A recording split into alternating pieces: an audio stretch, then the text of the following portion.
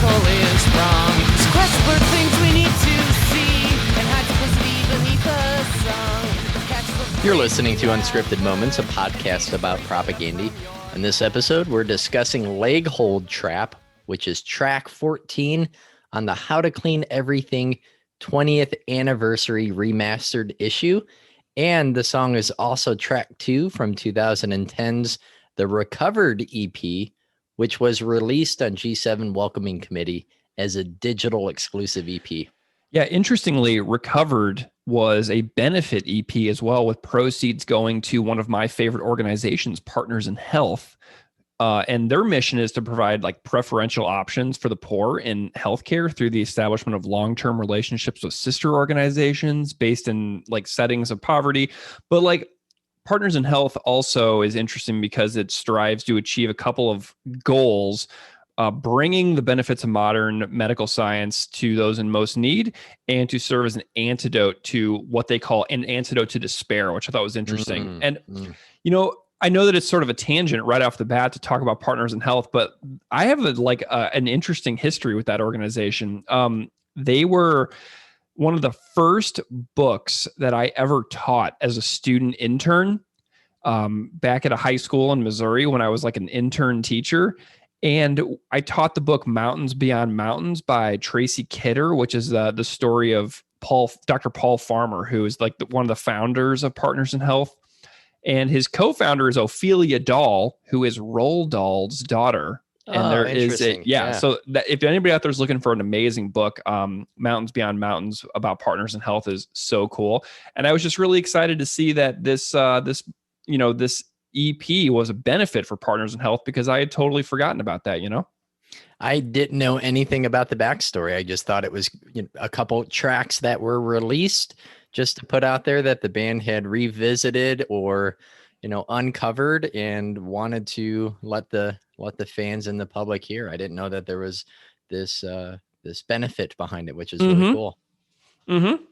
Yeah, and this is the first tune that we've discussed from the Recovered EP, and it also features Gamble, a Lowest of the Low cover, and What Price Will You Pay, a Code of Honor cover.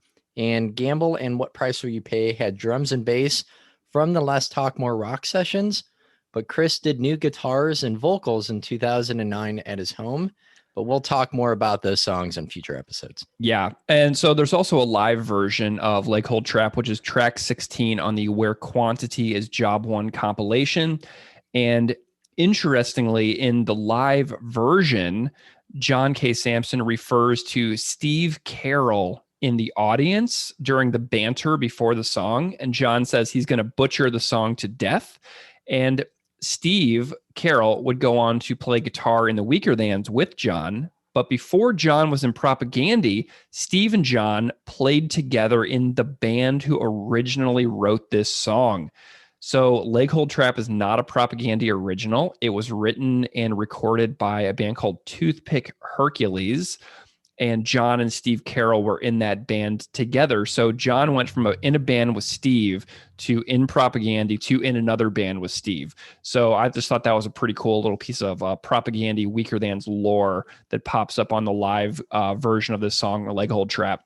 But lastly, the live version of this song is also included on the K side of the Where Quality is Job One double 7-inch on Recess Records, which we discussed with Todd Conjolier on episode number 44.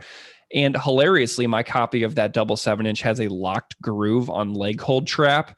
So the line at the end that says, "See me free," loops over and over forever unless I turn off the record. So it's like the end of my song on that 7-inch is "See me free, free, free," and it just goes over and over. And I wonder if all the copies of Leg Hold of that 7-inch have Leg Hold Trap as a locked groove, or if it was only certain pressings. I'm not really sure.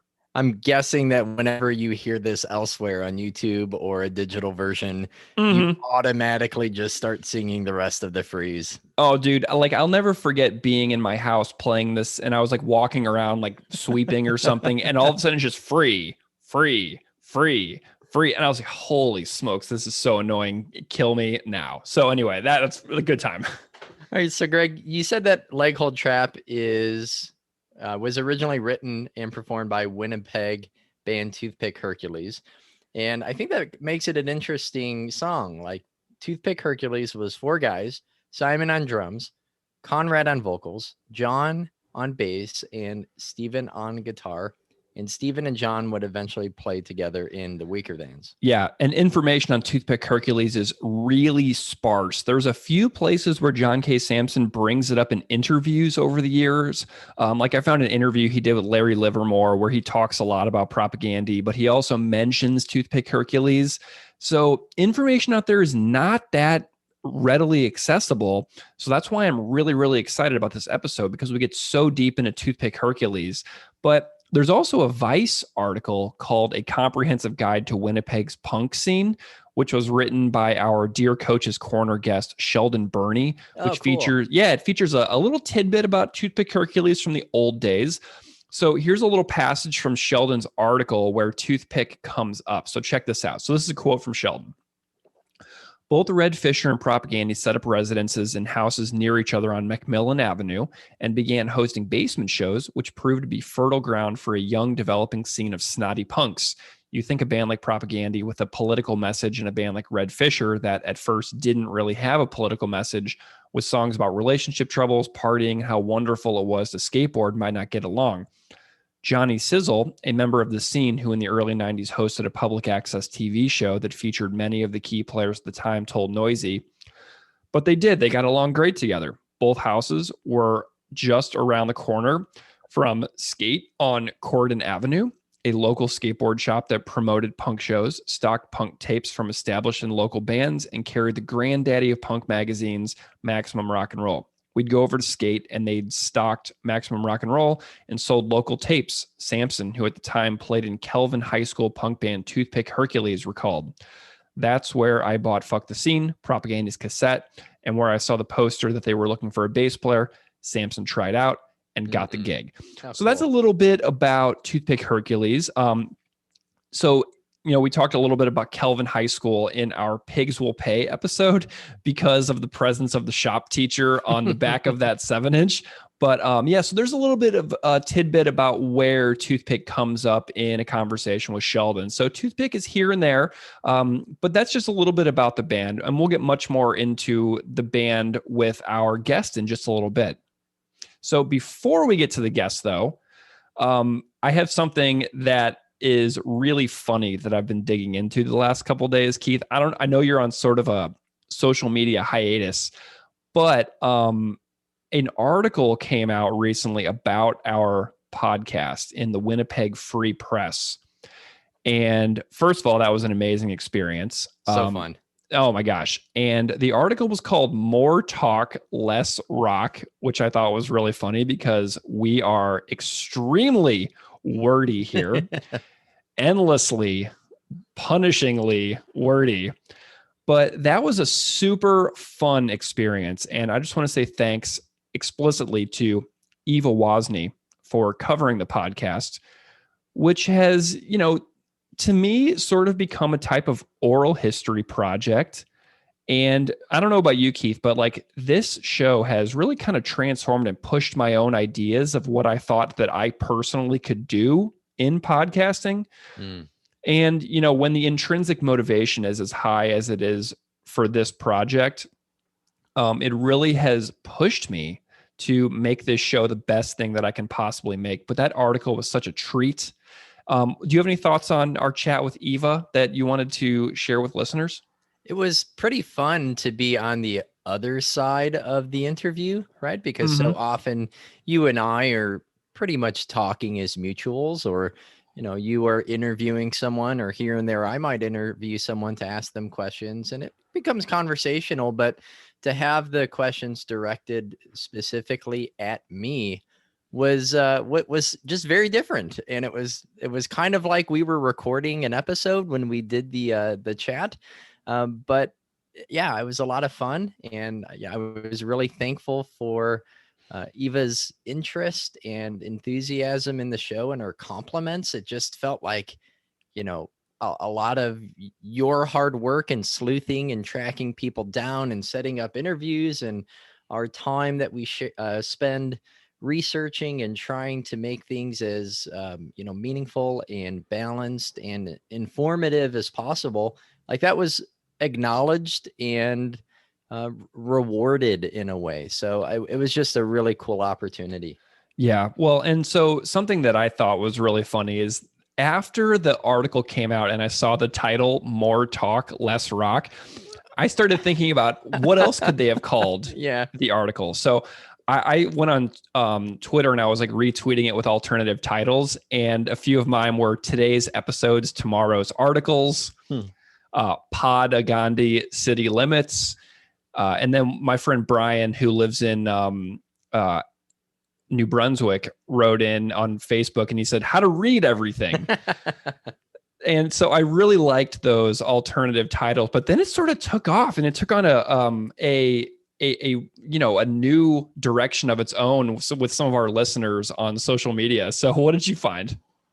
So yeah, you posted those alternative titles and they're really creative with funny use of puns, and then others started rolling in and it looks like it's funny. We just have to immortalize them here. Here's some alternative podcast titles for unscripted moments from username Papario. This is back to the Motor Mouth League. Back to the Motor Mouth League. With friends like these, who the fuck is COINTELPOD? Or March of the Yaps instead of crabs? Dear Coach's Chatter. Oh my God. Last will tete-a-tete. And then I found another one. It was Pa Demkin City Limits. Yeah. The Funeral Pod Session. Podnative Suicide. Our friend Matt over in Ontario wrote in Rock for Sustainable Conversation. The Podcasters Embrace Podcasters Night in Blabbersville.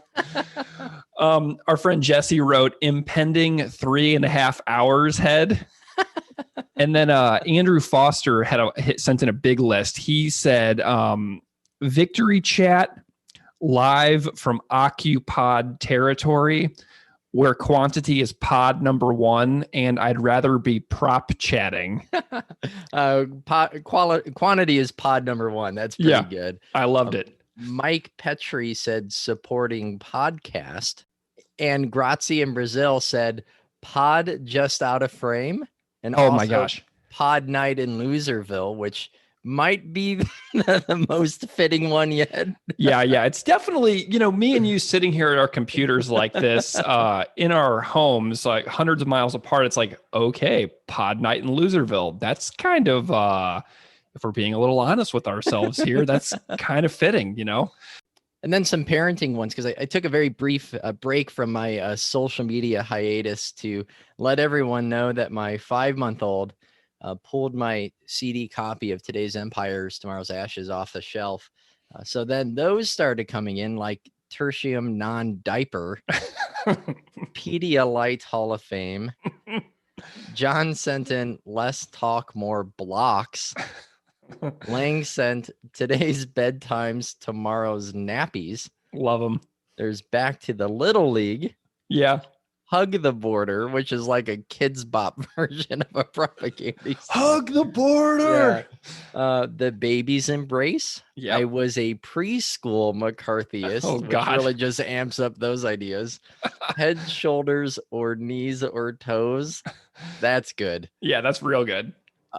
Apparently, I'm a pacifier. Oh God. Oh. Crawl Before You Dig. Oh, nice. That was a really good one. Yeah. Nose and Address Withheld. Oh my God. And America Drools. Oh my God. Well, those are so good. And then Robert submitted Adventures in Podcastus and Pod Are You There? It's Me Talking Propagandy. And I don't know about you, Keith, but I think my favorite one was from Ed Green, who submitted what I believe to be the crown jewel. And the name of Ed's submission was Dickhead's Shit Talk. How can you top that for a name of a podcast with two, dudes just rambling on forever? How can you top that? If we're being honest with ourselves, that's pretty much what we're doing here, isn't it? Yeah.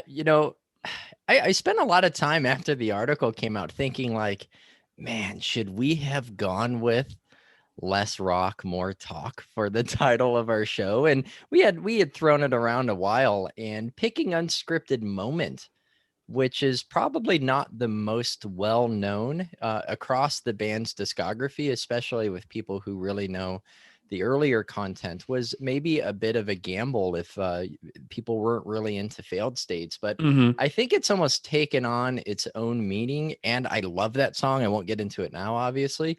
But even if Less Rock, More Talk is kind of clearly the better title, I am really happy that we went with maybe a curveball, an oddball reference to base our show around. Yeah, well, I love those alternative titles. Thank you so much to everybody out there who sent those in. I was absolutely in hysterics reading those all weekend. And so I hope that everybody enjoys hearing their alternative titles listed out there. So anyway, let's move on. What do you think?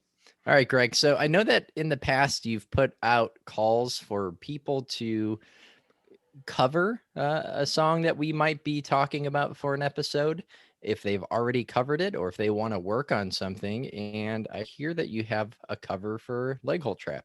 I sure do. So one of our Twitter followers named Adam reached out, and he offered to do a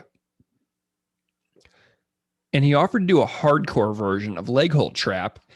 And it's pretty rocking, man. It's kind of like Shai Hulud in a way. It's got that off the rails wild feeling with like tons of insane guitars and wild drums. But if you want to download the standalone track from Adam, you can find it as a free download at deadmuseum.bandcamp.com. And a link to that will be in the show notes. But you can also follow Adam's music on Twitter at Dead Museum Band. He's also in another band called Left Hand Path. And so thank you so much to Adam for taking a lot of time in a very short turnaround to create this cover of Leg Hole Trap. So here is Adam from Dead Museum and Left Hand Path with a cover of Leg Hole Trap.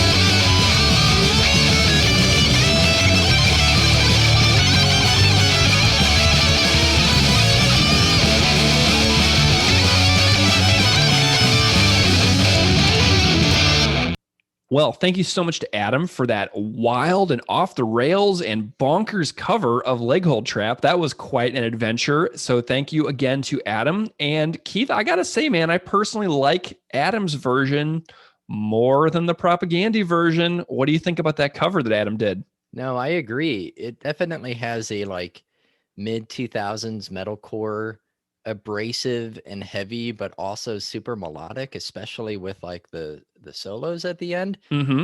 I mean, just incredible stuff, and beyond impressed that that someone is able to piece something like that together, like you said, in such a short amount of time. And it also reminds me just how talented, like hearing the projects and music and seeing the art that the listeners of the show have shared with us. It's just super cool to be able to hear and see those things. Yeah, and we've got, I mean, more than a dozen episodes have covers at this point. I mean, there are so many covers that have been included. And I don't know, like I'd obviously have to get a lot of permissions out there to do something like that, but maybe I could do like a Propaganda podcast covers, like Bandcamp download or something like that someday. I don't really know how to go about doing that. Maybe I should talk to M over at the Weaker Thans podcast, because I think that they did a Weaker Thans tribute record. So maybe I'll have to do a little bit of investigating for all of our covers to give them the honor that they deserve. But we got so much more to get to. So let's move on. Okay. Yeah, we talked about Toothpick Hercules already. We've already heard a cover of Leg Hold Trap. Let's get to our guest. Greg, tell us about our guest. So our guest in this episode is Dr. Conrad Sichler, Ontario physician, singer of Toothpick Hercules, singer-songwriter in RiotNrrd, and returning guest because he was here last episode on Oka Everywhere for a brief segment. And I was so intrigued by the recurring appearance of Conrad's name in the liner notes of Propaganda releases that I went on a quest to find him. Because like if you open up How to Clean Everything liner notes, Conrad is listed as the 4th band member inside How to Clean Everything. He pops up inside the Quantity compilation. His name shows up inside the Quality double 7-inch. He recorded the demos that appear on the 20th anniversary edition of How to Clean Everything, where Chris actually sang about him when he goes, "Except for Conrad Sichler," on those demos. And he was just around for a lot of those early 90s days of Propaganda. And so I reached out to Chris and I asked him, like, who is Conrad Sichler and where can I find him? And he didn't know. And the folks in Propaganda had lost touch with him. And I did a little bit of sleuthing, like you mentioned earlier, as I am wont to do because I am obsessive. And I found a music moniker, RiotNrrd, from just across the bridge from me in Hamilton, Ontario. I shot out a couple of emails. He got back to me. He agreed to do the show. He wanted to be on the Oka Everywhere episode. But then we wound up talking for hours and hours. And I was like, dude, you need to be the Leg Hold Trap guest since you sang for Toothpick Hercules. Like, it just makes sense. Like, just makes logical sense. So Conrad and I actually did 2 interviews. I split up our interview with the Oka section. I pulled that out, put that in the last episode. And then I moved the rest of Conrad's first interview to this episode. And then last week, Conrad and I recorded a second interview only about Toothpick Hercules, where we discuss every recorded song from the Toothpick Hercules unreleased EP, which I will be, spacing out throughout our interview with Conrad. So this episode with Conrad is really 2 interviews recorded weeks apart. And the first hour and 20 or so is about Conrad's relationship with Propaganda. And the last hour is about the recorded, catalog of Toothpick Hercules, which also features John K. Sampson and Steve Carroll from the Weaker Thans and Simon on drums. So it's like there's a lot to this conversation. Conrad was there for a lot of those early days experiences. And so I found an article as well in a magazine called View from 2019, which has a passage about Conrad's RiotNrrd band and also his past with Propaganda. So this is a quote from the article about Conrad. It says, While studying biochemistry at the University of Manitoba, Conrad Sichler was getting a different musical education as he hung out with and played music with some of the members of the Weakerthans and Propagandy. His studies would have him move to Montreal and then Kingston, finally landing himself in Burlington to join a medicine practice as Dr. Conrad Sichler.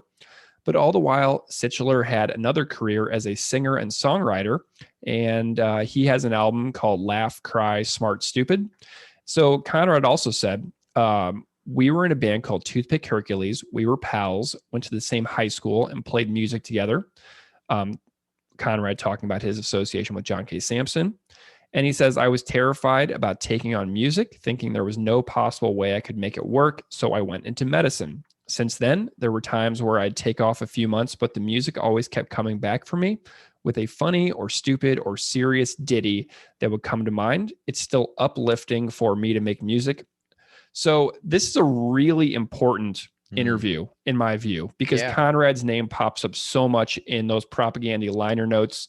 And this is essentially an oral history of Toothpick Hercules and their association with Propagandy in the early days of John K. Samson.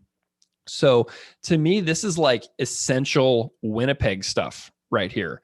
And I'm really pleased that Conrad was willing to do this with me. We're sitting down for 2 interviews over the course of a couple of months. So without further delay, please enjoy this fantastic conversation with Conrad Sichler from Toothpick Hercules and RiotNrrd.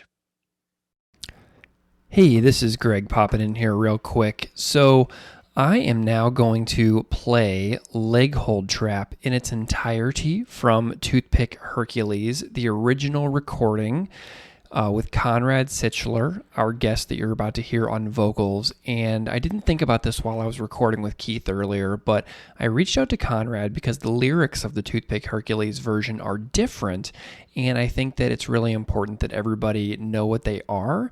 So Conrad has provided a full transcript of the lyrics, and I'll go ahead and read them, and then I will play the song so you can hear the original pre-Propagandy Toothpick Hercules version of Leg Hold Trap.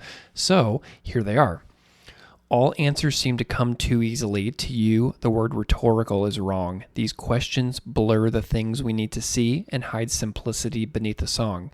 With catches of some phrase that you have heard and dated stories dug up from your past, you've caught truth in a leg hold trap of word. I swear to you, this will not be the last time I turn around. Tell me why, we'll have to wait and see. Turn around, you sigh goodbye, we always disagree. You just cannot stand to see me free. Why is it that you just can't conceive that nothing's ever hopeless as it seems? You would want me to reject all I believe, but I will not try to justify my dreams. Can't even claim to ever having found a few square feet, a little patch of common ground. So let's take the time to find out where we stand. I don't think that this is an unreasonable demand, so why don't you turn around? Tell me why, we'll have to wait and see. Turn around, you sigh goodbye, we always disagree. You just cannot stand to see me free.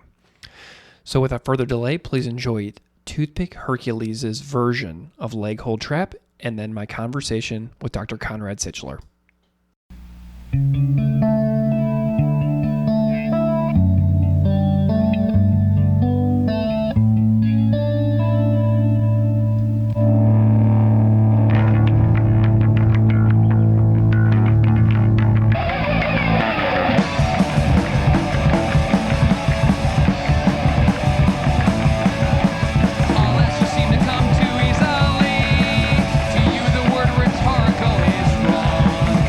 Questions were the things we need to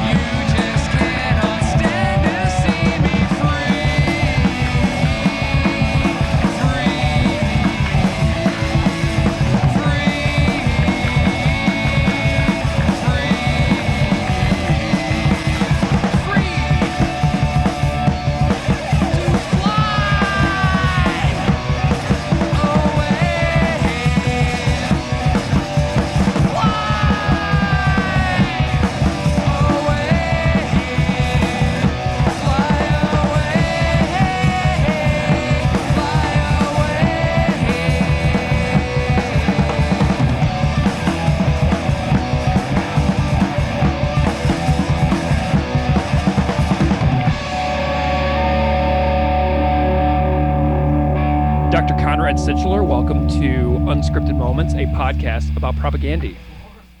Well, thanks so much, Greg. Thanks so much for tracking me down with your sleuthing skills and your propaganda fan geekdom power. And I'm just delighted to be on here. So. Yeah, no stone left unturned.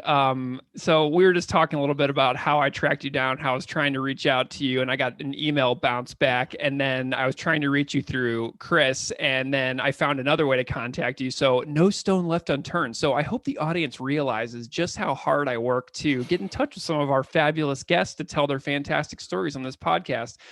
It is a dorky endeavor of epic proportions that, I wear like a badge of honor right here on my sleeve, Well, I'm just hoping if you can maybe spend a minute to briefly introduce yourself to the audience, because most of them, if they have hard copies of propaganda albums, have likely read your name many times, but they maybe not even realize it. So who are you? And tell the audience a little bit about yourself.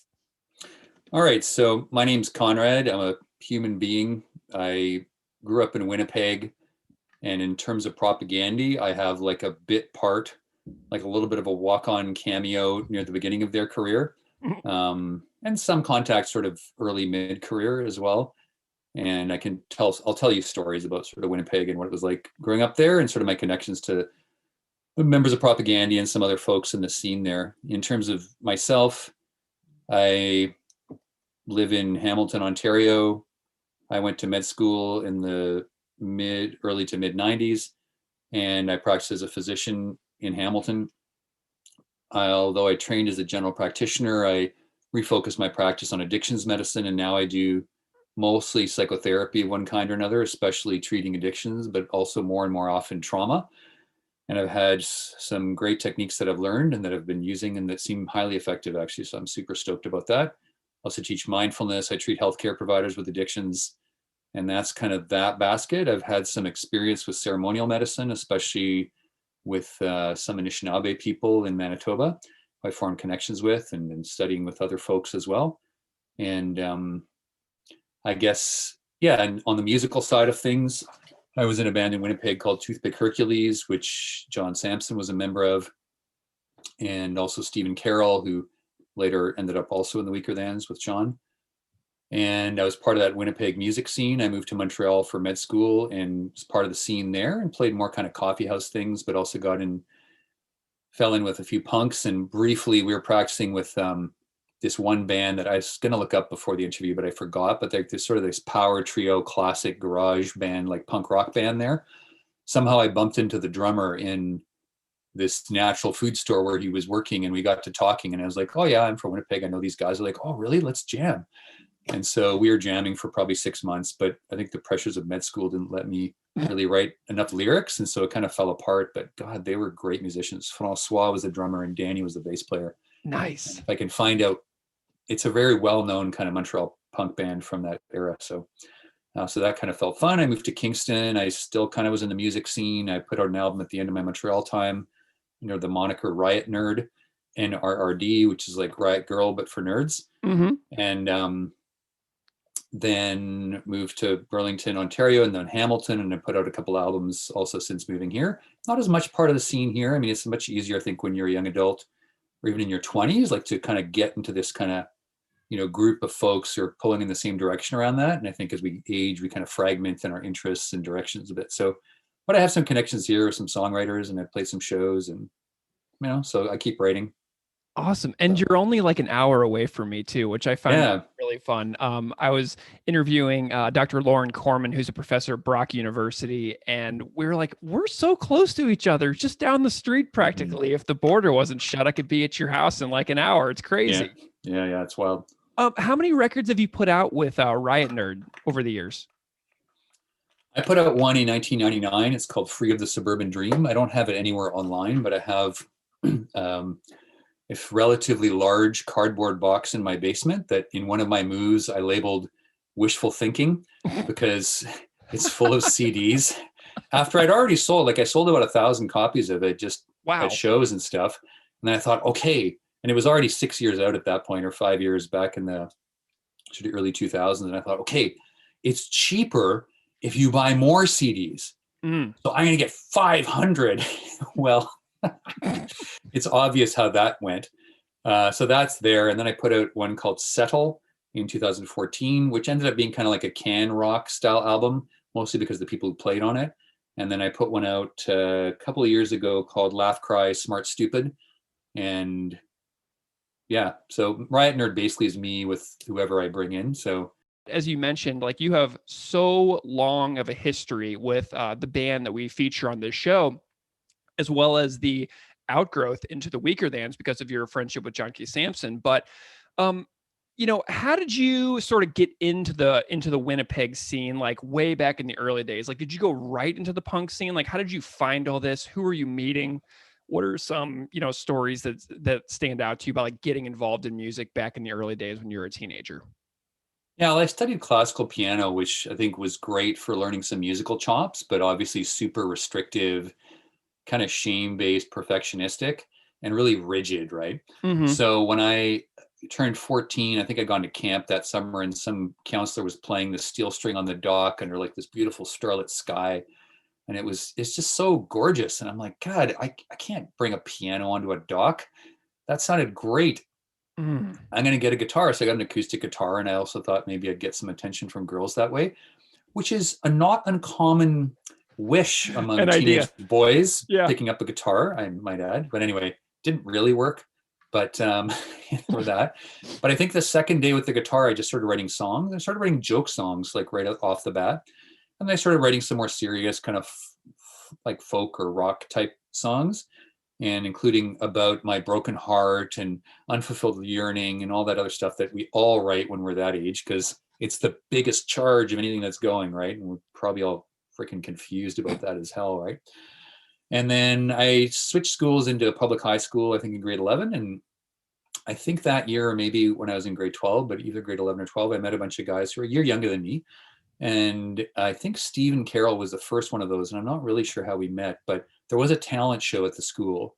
And I played in the talent show and just my solo songs. It was like an hour-long set. And there's probably 120 people there. And pathetic as it is, that gig when I was 16 or 17 is probably still one of my biggest ones or best ones, because I had them. That's like, amazing. for the whole time, right?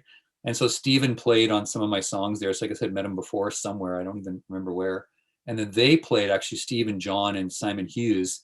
And then a guy, Skinhead, I can't remember his name. And I can totally picture him, but they played also in the talent show. They played sort of punk rock stuff. And then Omar was his name, I think. And then they kind of didn't want to continue with Omar. So Steve asked me if I'd be in the band, and that, or first if I'd record the band without Omar. So we did that in a basement on demo, like 4-track, Fostix 4-track, the recording instrument of choice at that point. And then they asked me to be in the band. And so we formed Toothpick Hercules, and we started playing shows probably when I was 18 or 19. And a lot of shows at the Royal Albert Arms, which is kind of like this nexus of, underground punk music. Like I remember within that several year period playing, or not playing, but being at a show at the Royal Albert where Green Day played like a room of 120 people. And, Oh, you were at that Albert Green Day show. Yeah, it was like their second album, I think. And I was like, oh, these guys are pretty good. And my friend Todd still used to mock me about how impressed I was at the show. Because, I mean, Green Day was still Green Day back then. They were like super loud, fun, and kind of dumb. Of course. And like, but I mean, just to see them in that little venue, right? So just in getting involved in that scene, and somehow I met Propaganda through that. And I honestly don't know how, but I probably was at a show they were at, and I started talking to them, and we just all started hanging out. Do you have any idea like what year it was? Because what years are we talking about here? Because you were in Toothpick Hercules with John. Yeah, we're talking about probably 1989 when I had, definitely when I had that high school gig. So probably 88, 89 is when I started meeting them. And then we were in Toothpick Hercules probably 1989 to 1992 or 3 or something. Okay. So at the most. So this is also when Hopper, I guess, was playing bass in Propaganda for a while. Was this pre-John Propaganda? Yeah, because Toothpick Hercules kind of fell apart, and I can't remember for what reason. Like part of it might have actually been that John joined Propaganda. But I think there was other people were kind of, how bands sort of, they have their shelf life, and it kind of fell apart for a variety of reasons. And yeah, so it was pre that. I don't think John was really still in Toothpick Hercules when he joined Propagandy. So maybe Toothpick ended like in 92 or something. So it wasn't that long lived, but Okay, cool. there wasn't much overlap there. What is your like earliest memories of meeting Jordan and Chris? Again, like I wish I could remember like a specific time when I met them, but I just remember like this loudmouth, hilarious, sardonic, angry guy like shouting at the audience, like, and like just compellingly so. Like I was like, who? I've met a few friends that way actually. There's like, God, that person's obnoxious and fascinating. Like, who is that guy? Yeah. So it was probably one of those things. And I met Chris first. It might have been at some sort of party or something too, but it could have been at a gig. I honestly can't remember, but I just remember being drawn in going like, wow, like what are these guys doing? And of course, George's beats, like I'd never heard anything like that before. And maybe there's a whole scene where that's normal, but I wasn't plugged into that kind of music at that point. So, you know, that's sort of, those are just sort of generally my first impressions. And well, and so, I'm really interested about Toothpick Hercules because, anybody who listens to Propagandy knows about, the song Leg Hold Trap, which is originally a Toothpick Hercules song. But, was Toothpick Hercules a trio? Was it you and Steven and John? Was that it? no, and then Simon Hughes was the drummer. He's actually a really successful visual artist now. He has a couple pieces in the National Gallery of Canada's collection, and he makes his living doing visual art. So I find Simon's art to be really incredible and funny too, like clever, often very funny, quirky, but Awesome. with like opens up these interesting worlds with that. So it was four of us. I was just the lead singer, and I played acoustic guitar on one song, which was a Pixies ripoff, which I sent you the link to. But nice. That's Vegetables. So Leg Hold Trap was originally a John song that they played with Toothpick, and then obviously he brought it into Propagandy, and they did a version of it. But nice. How did you get into recording? Because I know that you talked about like doing some recording with Toothpick a little bit, but how did you get into tracking essentially?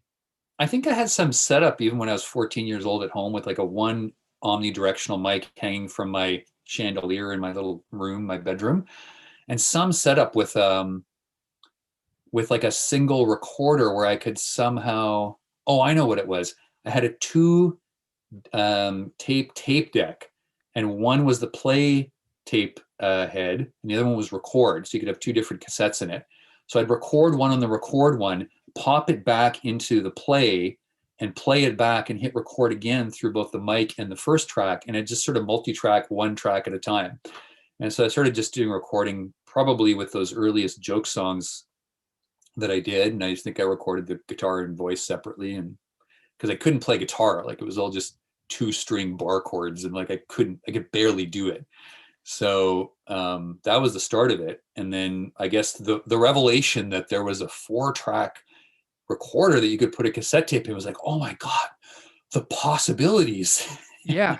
So we'd borrow each other's 4 tracks because not all of us had one, and we'd sort of just do various forms of multi-tracking over the years. And Chris had a bit of a head start because I think they recorded a lot of some of that earliest tape that I showed you a picture of. Yeah, the martial law demo. I imagine that was done on a 4-track also. So okay. He had already some skills enough to record a band. So then one of the other guys in the band in Toothpick asked if he could record us a demo, and he said sure. And like for what it is, like it sounds pretty good, although I'm sure 30 years on, Chris would go like, oh my God, that's shite. So yeah, because you sent me a picture of a CD that you have at your house that's a Toothpick Hercules 4-track demo, and it says Hannah on the front cover. So I'm assuming that Chris is the one who made this recording for Toothpick Hercules. Yeah, Chris was in Simon's basement and was twiddling the knobs, and like for what it was, again, and for the amount of equipment we had, which was almost nothing. Mm-hmm. I think there was like an effects machine somehow. You got some reverb on it. And a 4-track, like I thought it sounded pretty good. So amazing. Yeah, so Stephen Carroll made that CD, and because the original was obviously a cassette. That's so great. I mean, like, are there any other stories about that recording that like jump out? Is that when Chris and John actually met each other as well? Was doing that demo? I don't know, to be honest with you. I think we were all kind of in the scene at that point. So they probably had a variety of acquaintanceship or maybe already friendship connections at that point, but I didn't really know. So I just remember sort of vividly the basement room and tracking the vocals and, some dumb little band tensions, but, sometimes they can drive the process forward. And it was just a lot of fun. Like we were just kids horsing around and putting our vision of what those songs were down. And, like some of the harmonies were great. And later on, I joined a place called Video Pool, which was a cooperative space in Winnipeg that did video and audio recording. So I think for a student, it costs like $20 a year to join. And once I was a member, I could rent a studio, like a multi-track recording room with, I think the biggest thing they had was like a Fostex reel-to-reel 8-track tape to tape machine. But the board was about a 32 channel board, I think, or at least 16 channel. And so that rented for $7.50 an hour as a member. And then the room where you could actually record in, I think, was like another $7.50 an hour if you needed that. So we went in there and we did some recordings, I think, with Toothpick that didn't end up anywhere near as good as the Hannah 4-track demo, sort of towards the end before we broke up. But then Hannah and I went in there with Propagandy, and the two of us were twiddling knobs, and Chris had more recording skill than I did at that point. But I took some courses, and it was just a great thing. I did a few other demos for other people, but the reason we did those demos for Propagandy there was it was after the show where they had opened for NoFX, which I think I missed. I'm pretty sure that was at the Royal Albert also. Like, just imagine NoFX in a room of, like, again, 150 people maybe. Yeah. And after that gig, I still remember the call, because I think Chris called me the next day and he's like, guess what happened? I'm like, I don't know. What happened? He's like, we opened for this band, NoFX, and they want to sign us to their label. And I'm like, no way. So we had this little party celebration on the phone, and he seemed, as he's sort of said in subsequent interviews to other people, like kind of overwhelmed and bewildered by it. And like, well, what is, like, what? Like, no, it's a joke. Like, this can't be real. Right. So then Fat Mike asked Chris to send him more songs, right? Like, because there wasn't that much that was demoed. So some newer songs that ended up being on How to Clean Everything. And so the band and I went into Video Pool and rented it at some weird hour of the evening, probably on a Friday night to Saturday morning at 6 a.m. or something. And we didn't know at that time, or I didn't know, even though I was 18 or 20 years old and immortal, that the brain doesn't really function that well at 3 a.m. in a recording studio. But anyway, so we did demos that I found, like, on my Tidal streaming service, are contained in the reissue of How to Clean Everything at the very back. Like, so there's those 4, I think, songs demoed. So the digital one has Middle Finger Response demo, Hate Myth Muscle Etiquette demo, This Might Be Satire demo, and Fuck Machine. So, I mean, the funnest part of that wasn't just doing the recording and having it ended up sounding pretty good for a demo. But I remember at 2 or 3 a.m., like, Chris was singing Middle Finger Response. So you may remember the song, like, fuck you, fuck all of you. Yeah. I got 3 billion people, 3 billion snotty fuck yous, fuck all of you. And I was sort of sitting there, like, in the studio and feeling kind of hurt. Oh my God. Even though I pointed out to Chris, he didn't like this, that the population of Earth at that point was much larger than 3 million people. And I was like, Chris, we're 3 million people in, like, 1970. He's like, oh, shut up. I'm like, no, seriously, like, get your geography straight. So anyway, I was kind of feeling a little wounded that I might have been in this 3 million people that he wanted to say fuck you to. Yeah. So I said, Chris, I got some additional lyrics. Maybe try these out. And so in the demo version, which is on that streaming thing, the lyric goes, well, actually, can I just play it for you? Yeah, of course.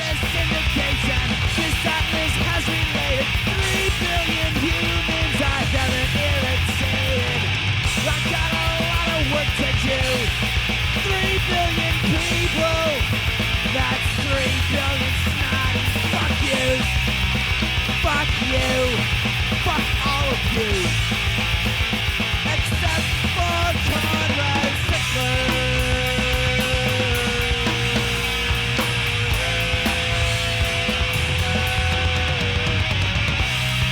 Good old Johnny.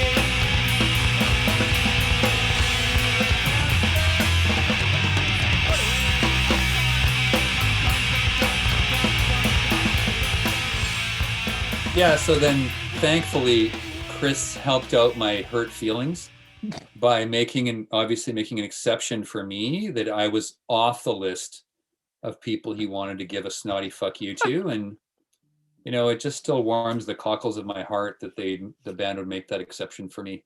But that's, again, part of my little tiny bit part role in the whole propaganda story. I love it. Well, and that's just so endearing. And, you also sent me some, the Toothpick Hercules music to hear.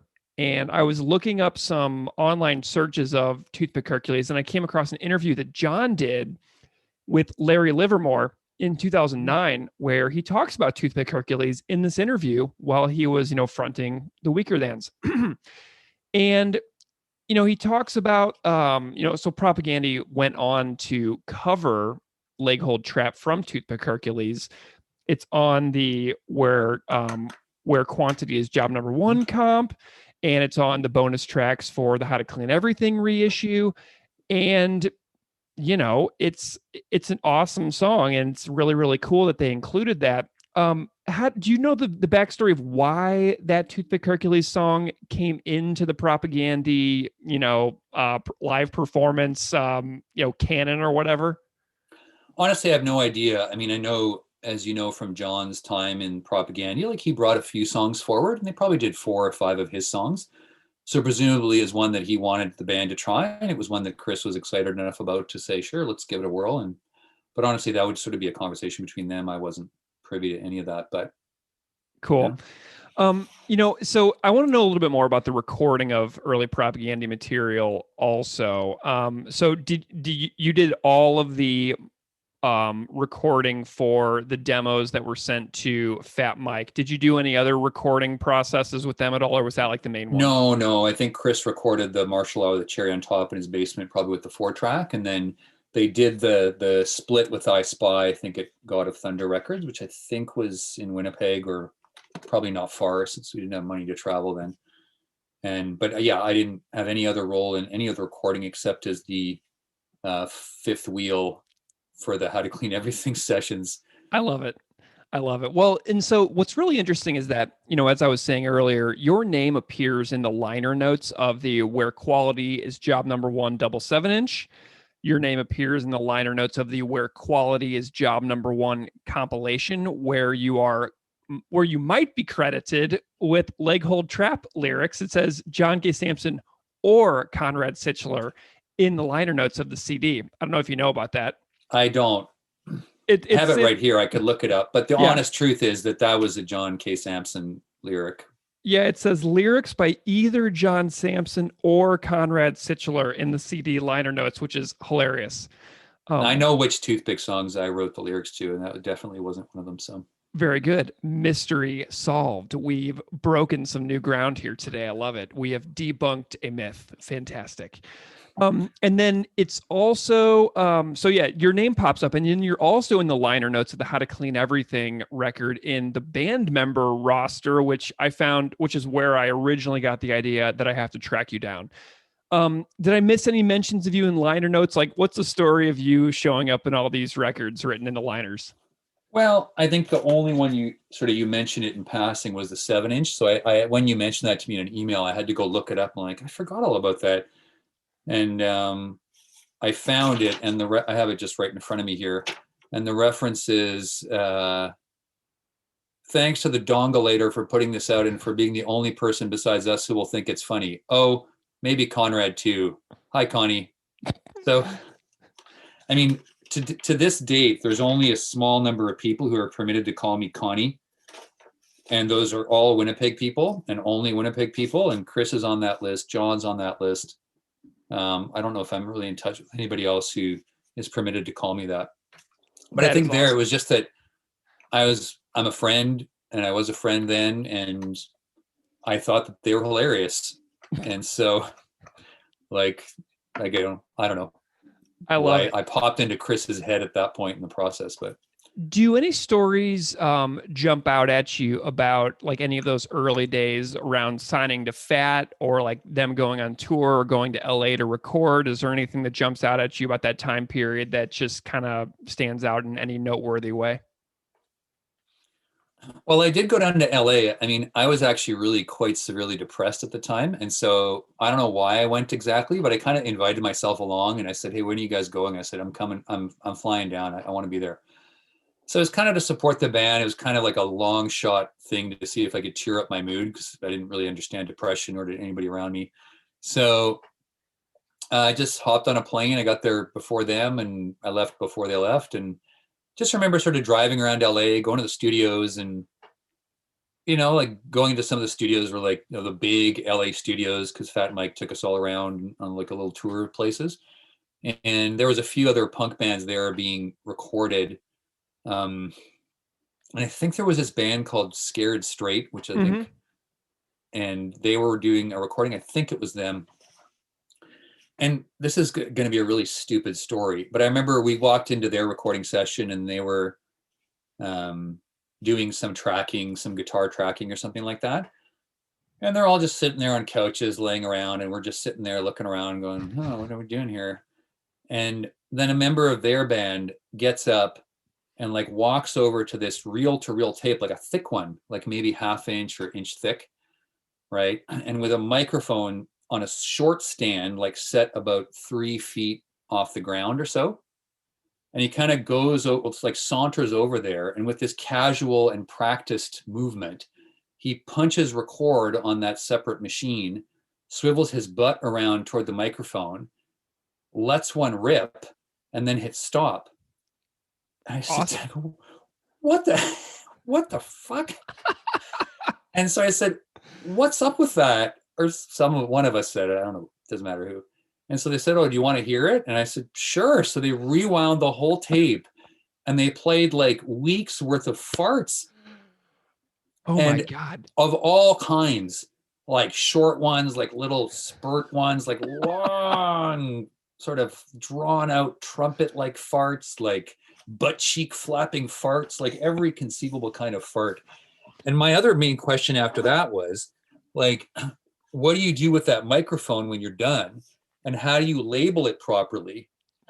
Like, it's just, can you imagine singing into that disgusting thing ever again? I mean, Mike said dive bars, like the Albert, like stank of people's bad breath and beer when you sang into them. So I can only imagine. Well, and Scared Straight went on to become 10-Foot Pole. And then after that, Scott left 10-Foot Pole and did Pulley, who Propaganda wound up touring with whenever they made Less Talk More Rock. So we have a linear line of tenuous connections that I'm making here from the fart mic to Less Talk More Rock. Well done. I mean, the other part, you're welcome. I mean, the other part that's kind of just interesting, like, and I think either John or Steve spelled this out for me once, like later on when they were on tour and they visited Montreal. But anyway, in the studio in Los Angeles, like one of the things that kind of became really obvious, even to my dense and depressed brain at that point, was they were working. Right? Like everything to that part, to date, was like we're just playing around. Like here we're playing some songs in our basement, we're playing a show, we're playing with a 4-track, right? We're horsing around, like whatever. But then it was big money and it was at a studio and it was an actual label, that wanted to put out something solid from their perspective, right? Yeah. And so I kind of rapidly realized, like, I gotta get out of the way and just sort of pay attention to it and witness it, And I think Greg Gaffin like popped into the studio one day just to like hang out and say hi. But, like I was bummed out and I didn't really have a discography of Bad Religion in my head. So I couldn't say, hey, I love your stuff, man. Yeah. Or something more intelligent, right? Like to try to catch his, very intelligent attention. So. Well, and I love that because that's an interesting perspective. And I didn't actually know that you were in the studio in LA with them. Like, that's really cool. And Chris also tells the story of recording How to Clean Everything whenever he did his Haile Selassie episode on his Patreon, which is fantastic and self-deprecating and hilarious all like throughout the entire thing. But that adds another little layer to the story, which I am all about. Yeah, and the thing that I learned from John and Steve later on in the weekend, because I lived in Montreal, and sometimes they would drive up in their van on a tour, and I was often at my girlfriend's at that point, and she had a huge apartment. So we'd have like the entire weekends like sprawled out on the floor of this large apartment. And, you know, like, so I hosted them a bunch and hosted Chris actually one time when they came through Montreal and played a gig at like a pretty sizable venue on St. Catherine Street, whose name temporarily escapes me, but like Bob Mould played that. It's like a 1,400 seat venue, and they did great. And then he crashed at my place and we hung out, and then he got sick, so they had to cancel a gig like east of there, I think in Trois-Rivières. And then we drove together to Quebec City, and in my $160 Toyota Corolla with the front hood like rusted through, so it was attached with like layers of duct tape. And also I think my windshield wipers stopped working, or I was out of fluid. And so I remember driving in the rain and like saying, okay, Chris, take the squeegee. I think we stole a squeegee from a gas station or something. And he'd like take the squeegee and open his window when you're going 100 kilometers on the highway and like squeegee the thing. And I was like, thanks, man. But that was also like an interesting time. Like, just I remember hanging out with him in my apartment. As you know, like Chris is a vegan, and at the time they were really yelly and they were really militant vegans at the time in the sort of 90s in Winnipeg. And I got to tell you something about myself around this, because among my circle of friends, probably everybody I met was vegetarian or vegan. Like everybody I met and got along with was vegetarian or vegan. Right. And it's to the point where when I'd meet someone interesting at a party that I was talking to and enjoyed speaking with, at some point I just started asking, wait, are you vegetarian? And they go, yeah. I go, I knew it. Right. So I was an unrepentant meat eater, and they would just like flay me and like drag me over the coals constantly for that. Like I grew up in a Slavic household. Meat was on the menu every single day, but it's kind of funny because it's sort of so different from political culture now, right? Where it's like, if you're not with us, you're against us, and it's everything's so polarized. Like I was obviously still their friend, Yeah. but I was like this stupid meat eating friend. But the bond went deeper than the fact that I ate meat at the time, right? And so when Chris came and I think it was 1996 to Montreal or 1995, on the thing I was just talking about, like we hung out for hours and we talked. And for the first time in any time I think I'd hung out with him, or almost any time, he never brought up the meat thing once. And I was like, oh, that's interesting. And then I think the same week I was on rotation in the hospital, so it must have been 96 or 97. And some obstetrician was doing a second routine ultrasound on this pregnant woman. And I had just read that was not the guideline. And I said, I'm just curious, doctor, like, why are you doing that? I understand that's no longer the guideline. He's like, well, you know, we just do it.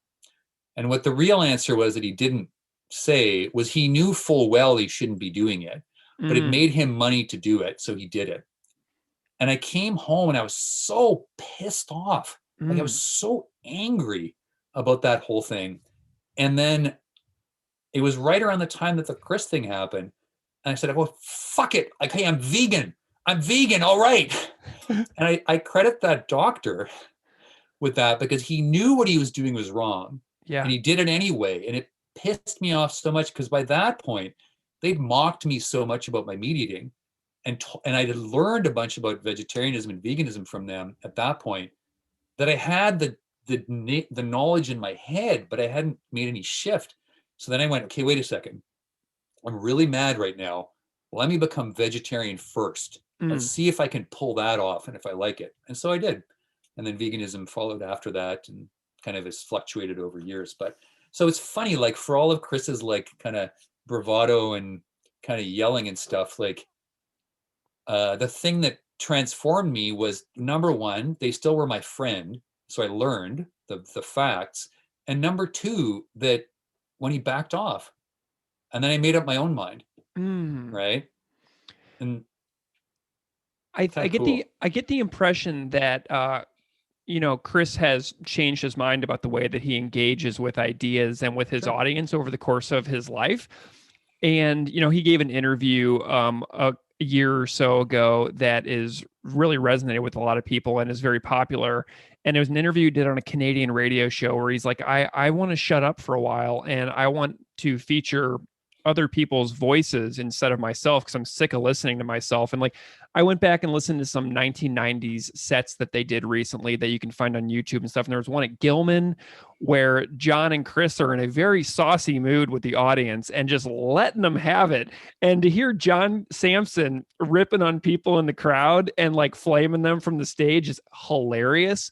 But like, I really get that, you know, where it's like, all of the yelling that they did from the stage, might have gotten through to a few people, but I think that's really indicative of your experience as well, where they flamed you forever and ever and ever, and then they backed off and let you think for a while and process, and then like this epiphany moment hits, and then you're able to make some personal shift in your own actions, which is really super cool.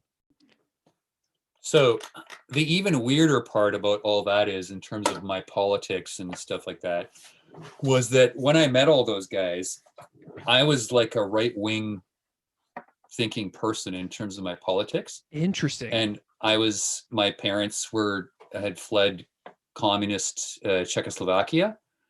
And so like the Cubans in Florida, like they're pretty right-wing people, as are almost all Europeans that fled communism. Right. And I just sort of internalized that and parroted it.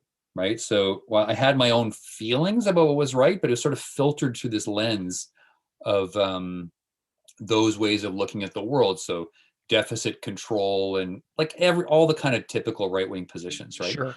So even when I was in Toothpick Hercules, like I was probably the most lost and confused person in the scene. And I was basically trying to fit in everywhere, which meant I didn't really quite fit in anywhere. So here was my weird ass setup. I was in a punk band, lead singer of a punk band, number one. Number two, I was studying science. Number three, at one point, I was actually a card-carrying member of the Reform Party, which was like the right-wing political party in Canada, and especially Western Canada. And I was even in a fraternity and didn't really fit in anywhere. Although if I fit in anywhere, it was probably more the punk scene or like with those guys, right? So even though my politics were so kind of different than what Chris was putting forward, like we were friends. Yeah. And same thing with John and them, like we were still friends. And the friendship is what actually exposed me to these other ideas. And at a certain point, I think my last year in Winnipeg was 1993, 94, and like something just flipped for me. Again, similar to the vegetarianism thing that happened a few years later. I'm like, oh my God, like the world is nothing what I thought it was. And it did come from kind of what you said earlier a few minutes ago, right? Of like allowing other voices into my consciousness and realizing that the drive I had for something just or good was no different than it was before my political flip. But my understanding of the world like just got wide open. And so even though I didn't necessarily agree with the politics or didn't really comprehend what Chris was saying a lot of the time in his songs, like I got it on a visceral level. And that kind of opened it up, and the friendship, like that bridge, like opened it up to considering other things. So, I mean, I credit the scene and my friends, and I think Chris is definitely one of the main people, if not the main person, that kind of helped open my mind to seeing the world differently. And like, I still call myself an anarchist. I'm not like a break store windows anarchist with a newspaper box, because I think that's interesting, but probably kind of pointless.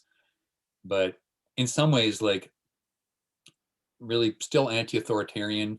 In some of my medical work, like I'm defending some of my patients against institutional abuse or, insurance company abuse, educational abuse, like workplace abuse in ways that are basically authoritarian, right? Whereas I am of the deep belief that we all have equal dignity and are equal intrinsic value. And I believe that we make better decisions when all voices are heard and when there's no arbitrary elites or structure of leadership, which is an anarchist idea. But I don't have to tattoo myself and gel my hair into a spike or break shit to hold that view. And as such, I think, like, I don't know, am I some sort of weird infiltrator into this world of really messed up hierarchies? Maybe. But I think it also maybe empowers people to feel like their own sense of dignity. Hopefully, some of my patients, right? Yeah. Step up and defend them when necessary. Well, and I love the fact that, Chris grew up in a military family, and he sings about that experience in several of his songs. Refusing to be a man, like coming out of like toxic masculinity households, or preteen McCarthyist, about like what he was like being fed essentially and putting out in school when he was a kid. And so you two seem to have both come from those similar youth experiences and transformed over time, which is kind of an interesting parallel for you and your friend. Yeah. And the other thing I'll say, like, on terms of the toxic masculinity, like, I was definitely raised in that kind of household. Like, my own father especially was domineering, controlling, humiliating, often hostile. Like, he had a reputation among my friends because he hated it when I had friends or they came over.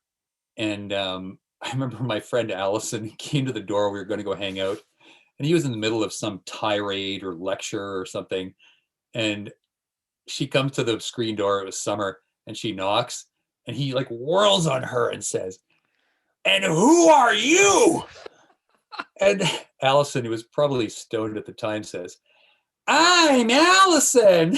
And I just like, it just blew the tension out of the whole situation. Because so anyway, I grew up with that, but I wanted to mention both Chris and John around that, because I realized just before I popped on the interview with you that they're kind of like an unintentional and not conscious sort of tag team that was so supportive around this, because John was often the person I'd call, and probably this happened like 3 or 4 times in total. But after a night of like particularly humiliating emotional degradation, like I'd call John up and he'd come pick me up, and we'd go for coffee or we'd go sit outside if it was summer, and I'd spill my guts, and he was just kind and present. Right. And that was such a bomb because, like, I couldn't move out at that point. And then the Chris side of things was, and I think I said this to you when we first met over email, was I remember vividly around the same time, like being pissed off about something. It might have been family related or something else. And just putting on like that Propaganda I Spy 10-inch on my CD copy, right? And just cranking the volume in my room. And then after 20 minutes, just feeling better. And I think the week before you emailed me, I did the same thing with like Victory Lap. I was pissed off about some BS around work and some of the injustice stuff that comes up around that I fight for my patients around. And I just was mad. My wife said, "Are you going to cook dinner?" I was like, "Yes, I'm going to cook dinner." And I was like, "Don't cook when you're angry." I'm like, "It'll go in the food." I'm like, "God, you're right. Yeah, I have an idea." And I popped in Victory Lap and I just cranked it. And I felt better. And the dinner was great. It tasted great.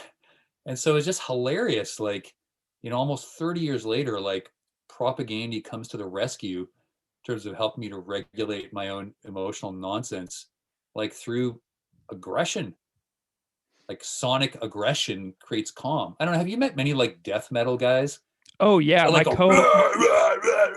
they're just like talking demonic, and then you meet them off stage, and they're like a puppy.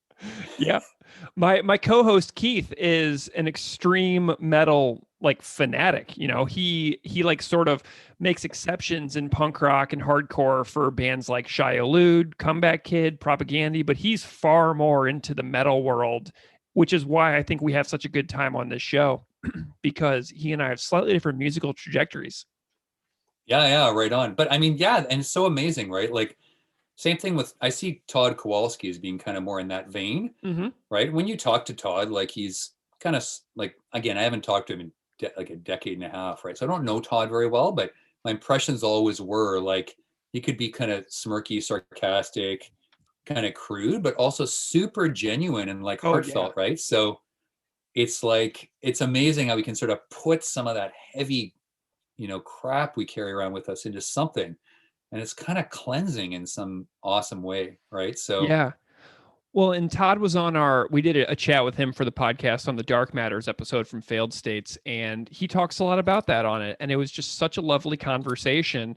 Actually, Todd and his brother were both on the show together. So it was me, Keith, Kent, and Todd. So it was such a great time where we got to talk to Todd and his brother.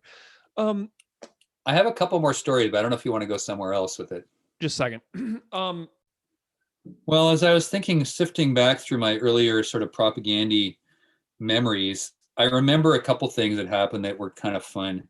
And one of them was, as you know, from having seen some of the shows from the 90s, like they're often super confrontational and super angry about injustice and pissed off at the audience and stuff, and really serious, right? So inspired by probably Chris himself, I remember going to some of their gigs. Like there was this place in Osborne Village in Winnipeg. I can't remember the name right now, but they'd be up on stage and doing that thing. And I'd stand in the crowd and heckle them. And the only one I can remember, my favorite one was, "Entertain us! Entertain us!" Like, especially at like in the middle of this long rant. It's like angry folk musicians, right? Like that talk for 6 minutes and play a 3-minute song. Like, Yeah. it was like they talk for 5 minutes and play a 2-minute song. And I just remember Chris getting so pissed off. And I guess I felt some sort of egotistical burst of pride. Like I'd managed to rile up the chief riler, like knowing just what would piss him off. Did he know it was you, or did you try to like disguise your voice at all when you were yelling? I didn't try to disguise it. I think he probably knew, and I think it just made him mad at the time, because I mean, he was in mid anger at that point. I don't think he appreciated it, to be honest with you, but I had fun with them. But on the on the subject of fun, I remember walking around downtown Winnipeg, and there's this exchange district in downtown that has these really interesting buildings, this architecture from like 100 years ago. And there's very few places in North America that have sustained blocks of that left. So it's commonly used as a movie set for various movies from all over when they want something that looked like that, right? So I was walking down the street there, which is where the Royal Albert is, and also video pools in that whole little neighborhood. And I saw this little small poster on a pole, and it was for a propaganda show at the Albert. And at the bottom was this little weird line, and it said "Opening Act, featuring the comedic stylings of Conrad DNA Laugh Riot Sichler, the funniest scientific comedian you'll ever meet," or something like that. And I was like standing at this, like with my face kind of like puzzled. I just started laughing my ass off. So I got home and I called Chris and I said, "Hey Chris, how are you?" He's like, "Good." And I said, "So I was walking around downtown." I was like, "Yeah." He starts snickering. I'm like, "So I see you got a gig at the Albert." It's like, "Yeah." I said, "So I guess I hear I'm opening for you with a comedic set." He said, he starts laughing. And then I think he said, I don't know who said what, but at some point I just said, "Want me to do it?" And he said, "What? Are you serious? You want to do that?" I'm like, "Why not?" So on a Sunday afternoon at the Royal Albert Arms, I opened for Propaganda and I think one other band with a set of Royal Albert Arms comedy. And it was so bad. It was so bad. And so I remember vividly being on stage there, like with the mic, and there's a bunch of the regulars, right? Like they're all a bit older, like 30s, 40s and stuff like that. They're sitting around like drinking their beer and looking at me. And their faces are kind of getting harder, kind of meaner. They're kind of going, no one's laughing and smiling. And I'm telling my stupid jokes, and all the guys in the band and a couple of our friends are just like dying. Like they're bent over, like dying, like hurting their abs because it was so stupid. So, I mean, that was a whole lot of fun. And their show was great, like tight, super energized, and like a trio on a small stage and like a great venue. So, but I think for my own ethos in terms of music, like I've rocked the like smart, stupid act since I was a teen, right? Like, isn't it fun to be stupid? Like, why not? People are so worried, "Oh no, they'll think I'm stupid." I'm like, I don't care. So, and I think Chris has some of that ethos too, right? Like, especially with their goof songs, but they've really obviously have really serious messages and heavy songs for the most part. And in my own career, I've tried to blend them, right? Somehow a little bit. Nice. Yeah. So one other story that came to mind that's kind of dumb, but kind of funny is I remember talking to Chris sometime after the How to Clean Everything had come out. And I think it was either an advance, but it might have been like some royalties that came in from Fat Wreck, because obviously the album sold really well. And so basically, I remember Chris telling me the story about wandering into Long and McQuaid, which is kind of like the music store in Canada. Like it's in every major city. It's a place where I got my guitars, and we'd all generally get our stuff there, right? And so he wandered into Long and McQuaid one day, and he had this torn black and yellow hockey jacket that kind of wore for years and years. And it needed repair at that point. Like some of it was coming off and needed stitches. And he wandered in with that jacket and his sweatpants, just like looking like a bum, but with a wad of $4,000 cash in his pocket. And Long and McQuaid had an unofficial motto at that time that I experienced many times as well, like just leaning on the counter, like with guys standing around doing sweet fuck all, right? Like nothing at all. And like leaning over, like, I have questions or I want to spend money. So their unofficial motto at that location was, we'll help you when we're good and ready. And Chris just sat there, like stood there or waited as person after person around him, like got helped. And he's sitting there waiting to buy like, you know, Mesa Boogie heads and like a PA system with this wad of cash in his pants. And they totally ignored him. And so he was like, well, fuck you people. So he went to this other store just off of Portage Avenue and, you know, spent the wad and got Propaganda, all this great practice gear and like amps and stuff. So it's just so funny, right? Like how people judge each other based on how we look, right? And totally miss the point. Like, oh, a young kid can't, you know, kid or young adult can't possibly be here. They want 3 guitar picks. Not that day. Yeah, so I remember recording Toothpick Hercules before it was Toothpick Hercules. I can't remember what their name was before. I don't think it was that, but in Simon's basement, probably with Chris's 4-track, or definitely someone other than mine's. And it was hard. I didn't know what I was doing. I had one microphone and I was just doing my best. And during a break in the recording, I remember John picking up his acoustic guitar and playing us a couple of songs, maybe just one that I remember anyway, that he'd been working on with his guitar teacher at the time. And the song's name was Velveteen, which if John ever hears this, he'll probably cringe. But for age 16 or 17, like it was an amazing song. And I covered it for years in some of my live shows. But anyway, John played it and we just sat there and watched.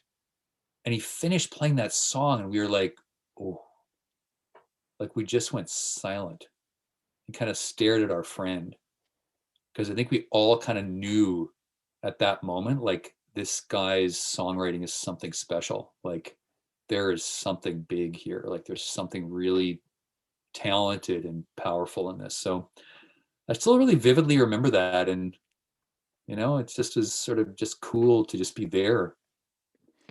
Yeah. And, you know, any Weaker Thans or John K. Samson fans hearing this, like I bet that so many of them would give anything to have had that experience. And you got like this private, just this little social thing where you got to sit there and witness your friend do something really beautiful before the rest of the world really had figured it out. You know, it's pretty cool. Yeah. And, you know, I'm so proud of my friends who do anything of note. Like even people that I just sort of went to school with, I never was close to, or like that I went to university with, I barely knew, let's say, but they do something in the world and it's noteworthy. I'm just so proud, right? And especially so for these guys who I actually was friends with, and I'm still friends definitely with some of them, right? Like just to see what they've done in the world. And like, you know, ultimately we're a speck on a speck, as Chris said, I think in that interview, and who cares? But simultaneously, it's just like, I'm just so proud. And, you know, we didn't know who we were then. We didn't know John K. Samson would be the one that everybody now knows. We were just kids in a basement doing our thing and just as confused as everybody else, right? So yeah, I mean, it's an amazing privilege, but none of us knew then what was going to happen, right? So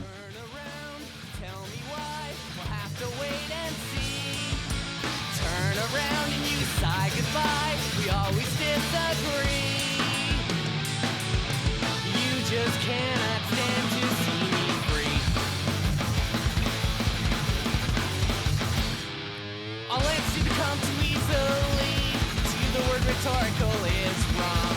These questions were things we need to see, and hide simplicity beneath the song. I try to make her see there is no way. Attempts of comprehension always miss. She lays the body down and tries to say. So, Conrad, you're back on the podcast, but you're on the same episode that you originally came to appear on. But weeks have passed, and in the interim of our last conversation where we talked about all that super old propaganda history, I've gone away and listened to a bunch of Toothpick Hercules and thought a lot more about some of the music that you and John and Steve were a part of in Toothpick Hercules. So I'm really glad that you were willing to jump back on and add a little more depth to the conversation about the Leg Hold Trap particularly, but all the other great songs that you all did. So thank you so much for taking the time to come back on and do this again. No problem. And we also got to remember Simon, the fourth member of the band. The drummer, Hello, Simon. Which it wouldn't have been what it was. Obviously. Okay. You know, I'm really glad you said that because a lot of my notes that I was jotting down from the EP are like, this drumming is insane. So I was writing down like how unreal a lot of the drumming in Toothpick Hercules is like all day today. So hello to Simon, and sorry I didn't mean to neglect Simon at all. Simon probably wouldn't care. As Simon's current local spokesman, I like to pass on and convey the news that Simon doesn't care. All right. Nice. Well, okay. He's, by the way, an amazing visual artist. Oh, fabulous. His last name's Hughes, Simon Hughes. He's got amazing visual art, like geometric stuff, like hilarious, just like subtly hilarious, bizarre things. He puts like stickers on his paintings, and he's just super solid. Like, I love it. Well, so Simon, John, Steven, and Conrad, Toothpick Hercules. Yeah. What years did this band exist? I think 1989 to 1992-ish. Okay. So we broke up right around the time that John joined Propaganda. Yeah. Probably about 3 years in there, 4 years. Nice. It Okay. actually existed before I joined. The prior lead singer was a skinhead named Omar, and we went to high school with everyone. And I don't know why he didn't work out, but they were playing this talent show at high school, and I was playing in another room, and Steve was playing with me on my songs, and then we kind of and I was recording them like in their basement, in Simon's basement, with this Fostex 4-track and like a single omnidirectional mic, and not knowing what the hell I was doing. And and then we just it was naturally a fit. So I love it. Were you there when the band was named, or does the band name predate your involvement? I can't honestly remember, but like one of Simon Hughes' other massive talents was that he could just like toss off 4 band names casually at a break-in band practice, and like 3 of them would be top shelf and the 4th would be pretty good. Nice. So I'm sure it was Simon who came up with this, and I don't know how it stuck, but I mean, that's something that my friend Keith, who co-hosts the show with me, can do. He goes on Twitter and just writes like 20 band names on Twitter and just like puts them out there, and they're so good. It's ridiculous. He just makes them up on the fly. Yeah. Have you ever seen, so if you Google Toothpick Hercules in Google image search, there is a kitchen gadget that pops up, which is literally a toothpick dispenser that pops up out of like a little like toaster looking device. Have you ever seen a Toothpick Hercules kitchen device? No. Is it actually like it's a product? Yeah, I think so. So like someone's Can we grandmother may have had one. You got to look it up. Okay, I'm gonna look it up right now. Yeah, do it in real time. Here, we're gonna have you see a Toothpick Hercules for the first time in your life. Oh yeah, the first thing is dispenser. It's not the band. Wow, we're like second place to a dispenser. Yeah. What do you think of that? I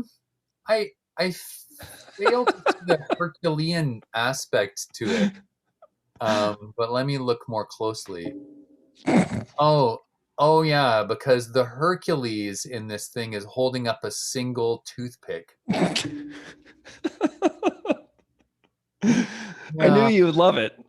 I don't know. He doesn't. He looks very two-dimensional. Like I don't think actual Hercules would like that.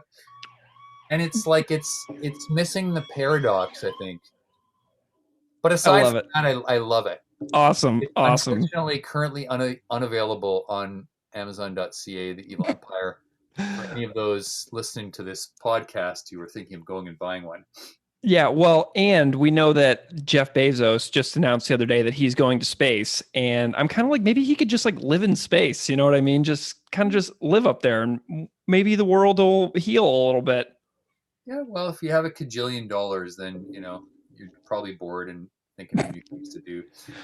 Well, okay, so let's chat more about this band.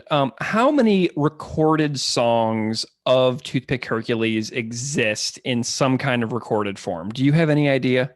Well, there's those 7 Mm-hmm. that I sent you Mm-hmm. from the Chris Hanna 4-track basement demo, which are by far, I think, the best ones. The ones that I recorded of them, I didn't know what I was doing. There's probably a handful of those. And then there's also some that I tried to record us at Video Pool, which is the same place that Chris and I recorded those propaganda demos that we talked about. And I sort of wanted to do what we did in the basement, but better. But like something was off, and the band was kind of breaking up at the time. I still have like the 1/8-inch tapes or quarter-inch tapes, I guess, like in my basement. Mm-hmm. So in theory, those could be, I don't know, polished up and done properly. So yeah, so I think the musical performances on those ones are pretty good on like the sort of more formal recording, but I think my vocal was not good for some reason. So I mean, you know what you could do though, if you had the music and you were able to dump it into like a digital, audio mixing software in yeah. your computer, like you could do Conrad singing in 2021 over some of these old songs. You know what I mean? Yeah, well, that's not a bad idea actually. I could take it down to my friendly neighborhood recording studio and say, please digitize this, because they have all that gear, right? So um, that's a great idea actually. You should do it. I mean, how fun would that be? I know that Chris Hanna recently dug up an abandoned Let's Talk More Rock era song and has brand new vocals for it that he recorded in his house during the pandemic, and he just put it on Patreon. So it's like a John K. Samson, Jord, and Chris song from 1995 that never got vocals over it, and Chris just sang it and put it out on his Patreon, and it's absolutely wonderful. So you should totally do it. Well, thanks for the nudge. That's actually got me pretty excited. So why not? I still know what it is. I know exactly the box it's in. So they might have to bake that tape though. It's been sitting down there a while. Yeah, well, it hasn't been like, I don't know. We'll see what's left of it. But. Nice. Okay, so the story behind the 7-song EP that you sent me is recorded by Chris, right? Yeah. Okay, yeah, great. On a Fostex 4-track cassette. Okay, cool. How long did it take for you guys to do those? Not long. I think we did it in like a weekend. I don't know how many takes there were of each song, but not too many. And the vocals, I was just really in the pocket, and so there's only 4 tracks to play with, and like I think he had an effects box, and so basically like I think he recorded the 2 tracks of drums, 1 of guitar, 1 of bass, and then dumped it down to 2 of the 4 with effects, and then I did 1 or 2 lines of vocals, or John did some of the backup vocals, and yeah, I mean he did a great job. I mean for the amount of time we had, we didn't put much time into it, and for the quality of equipment we had, which was pretty poor, like Chris twiddled the knobs, and it came out sounding really good. Like I was surprised actually at how good some of it sounded. So I mean, it's also a product of the time. We're all 20 years old. Sure. Did you have to go through did you have to digitize that? Like, how did you get these files to make sure that you had them in a format that you could keep forever? I still have like one of the master mixes on like a cassette tape somewhere in a box. Like on a special kind of cassette tape. Remember when they had different kinds of cassette tapes? They had like chromium dioxide. This one was like a metal tape. Like on my old tape deck, it has like a setting you can put it to metal, which is kind of funny, right? Especially if you're a metal fan. But anyway, it's like it looks like a reel-to-reel thing inside a cassette tape. So like I still have that, but Steve Carroll did that work of like digitizing it somehow. He sent me some CDs, and hence now it's in the ether. So, and you've got it. Fabulous. Well, I'm curious about the thoughts of the other members of the band on the EP, because I've been listening to it for the last couple of days and I really love it. And I'm wondering what your thoughts are as the band on these songs that really haven't seen the light of day. Like, I don't think that they're not like out on YouTube. They're not like on Spotify or streaming. I mean, they just kind of exist on your computers. And I'm wondering what you guys think about these tunes. Well, I mean, I can't speak for them. I don't really know. Like, I think Steve, we were talking before we started recording. Like, I remember like some of the guys, I think, felt kind of embarrassed about them in their late 20s or in their 30s. But I think we're probably all over ourselves at this point. And Steve obviously was committed enough to it or interested enough to it to take the time to digitize it, right? So I don't think anyone would necessarily call these songs awesome or like, but I do like them. And I think when I've talked to the guys about them, like, they like them, right? I don't think Simon takes it. I don't think he cares, as per my earlier statement. But I think there's something to them, and for what they were, and for that time, like we had energy, we had drive, we had some good songs, and we had some like passionate playing, and like somehow, as I said on that demo, like we just sort of nailed the pocket of it. I don't even, who knows? Like it just sort of happened. Right. So I think there's something to them. Like, so I want to chat about a couple of these too. And we're going to get to Leg Hold Trap because that's the episode that this is particularly on, but there's some great songs on here. So the first song is Bliss Track. And I think this is probably my favorite song on the record.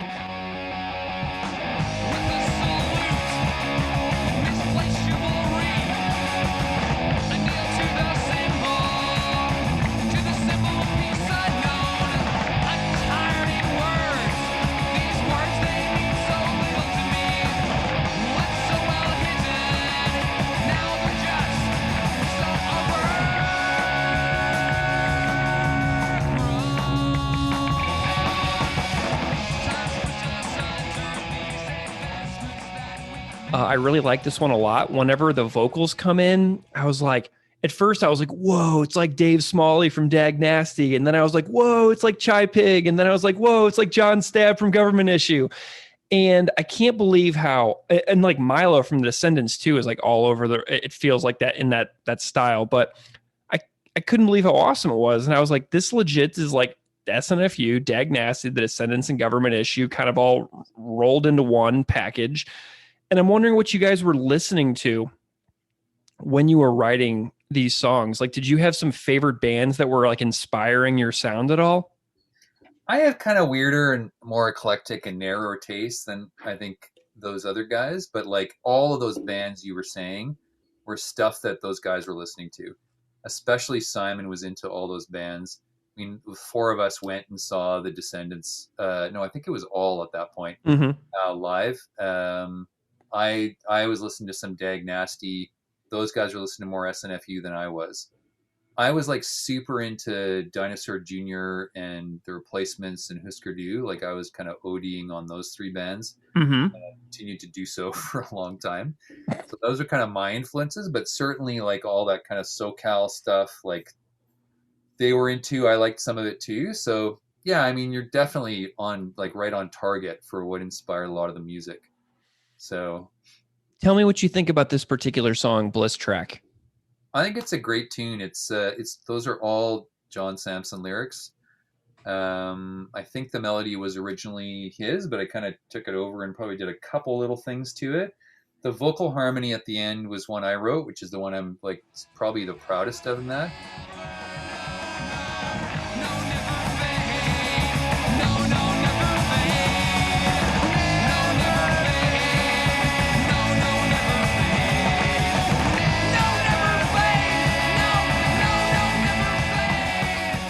John was inspired by Joseph Campbell, I think, The Power of Myth, because he talks about like you follow your bliss. So that's where John got that lyric from. And I think just the song just cooks, like it just chugs along. And I was listening to it just before I hopped on here with you, and like going like listen to the lyrics again, like, you know what, like for 20-year-old, like that's pretty good. Like it's this song about like mortality and like, you know, conformity and stuff. And, you know, we had all that teenage stuff going on and like post-teen stuff going on about not wanting to be like the man. And like, you know, but like it's real. Like you feel that when you're a kid and you have different ideas and like you don't fit in and you feel kind of alienated and you're kind of pissed off, right? So I think it's a poetic lyric. It's a great lyric. The song cooks. For some reason, I cluck like a chicken in it. Just because, why not? In one of the breaks, which you may remember. Yeah. And then, yeah, that thing that, like that ending, like the whole thing's good, but the ending and that vocal harmony I'm pretty attached to, because I think that was one of my handful of small contributions to the song. So well, yeah, and I mean John has got some awesome backing vocals under you, and you are just giving it throughout the entire end of that song, and John is backing you up really sweetly and nicely.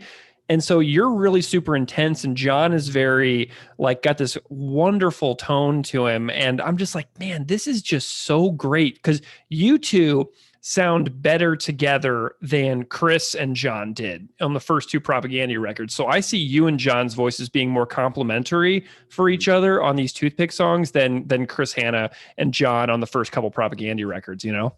Well, I'll take it. Thanks. I'll take the compliment. Heck yeah. So the second song on this is called Engine.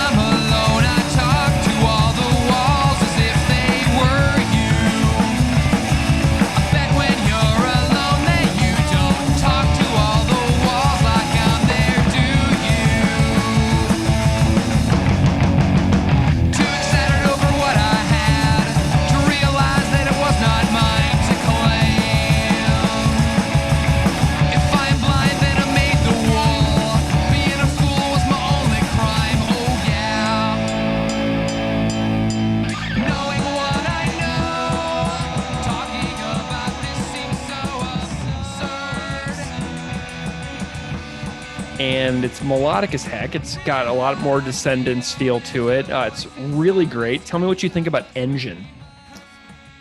Steve came up with the core guitar riff, and like I really like that. This one was my lyric, and it was about some crush of mine that didn't work out, like 98% of songs you write when you're a young person. Yeah. But really kind of talking about my desire to be free of this kind of like all this stuff about being free throughout this entire thing, including leg hold trap, right?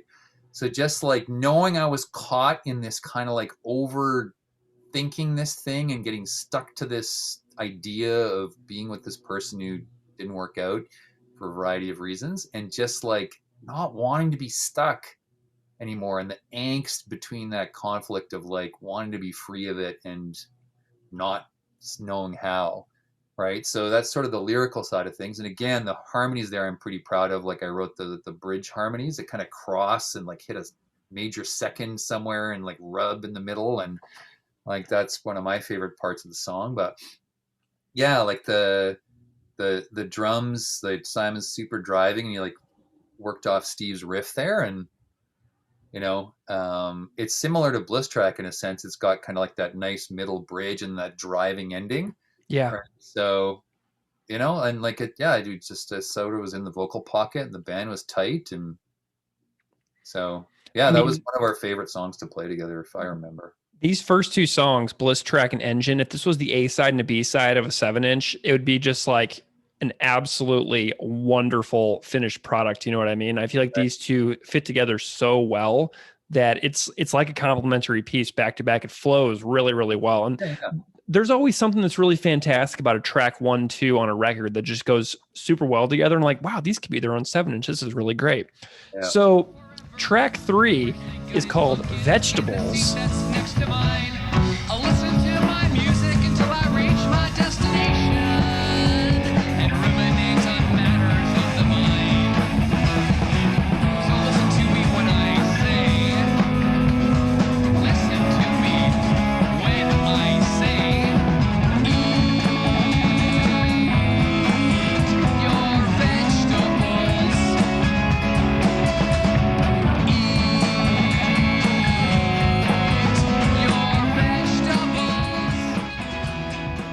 And so I'm going to try and try out a theory here with you, right? I've been listening to your RiotNrrd records as well. Yeah. And Vegetables feels sound-wise like it almost could inspire some of the stuff that you would do later on with RiotNrrd. Like your style as RiotNrrd sort of springs to mind with this particular song, Vegetables.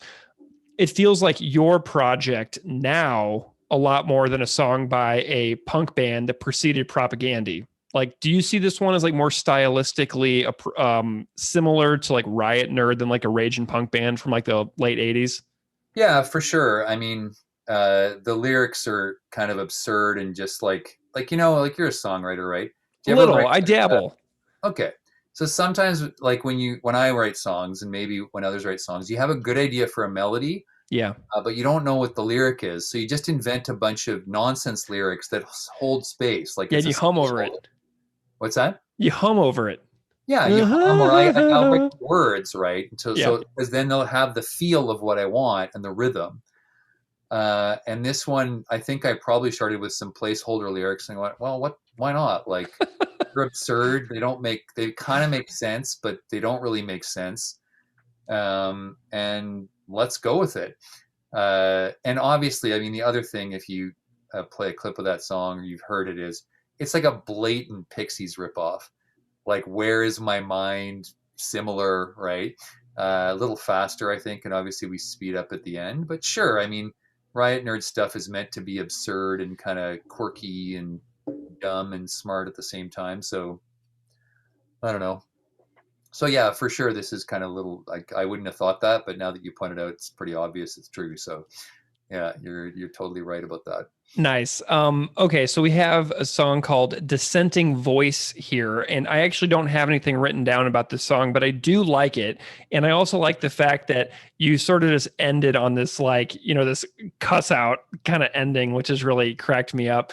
Tell me what you think about Dissenting Voice. I don't know. I have to listen to it. Let me listen to it right now. Okay.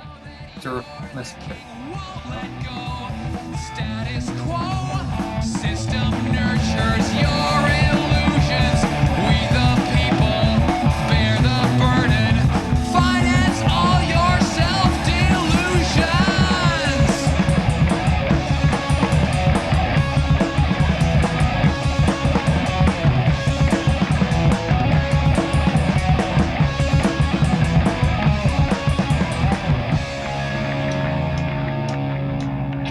Oh yeah, this one.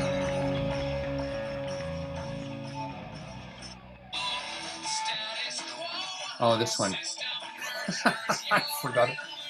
Yeah, so this one's my lyric too. What did I say at the end? I gotta find the end.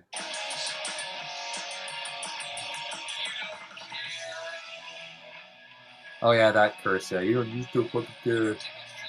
But yeah, so you as astute listeners to your podcast know, like back then and even now, especially now, inspired by back then, I talk very much like a sailor.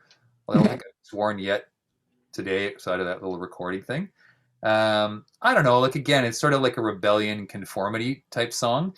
And part of what's remarkable about this is, as we talked before, I was still parodying my, like, parroting, I should say, my parents' political viewpoints, which were definitively right of center. And here I was, this confused frickin' teenager, 20-year-old in a punk band with a bunch of like left-leaning vegetarian Pinkos, right? And it's like, and I fit in, right? Like I was one of them. Yeah. Underneath like the ideological differences, which ultimately aren't what I believe and how I see the world now, or haven't for a long, long time, right? But there's still something underneath that kind of resonated, right? So I think it was just sort of one of those songs of like, you know, us and them and system and rebellion and conformity. So Nice. Okay.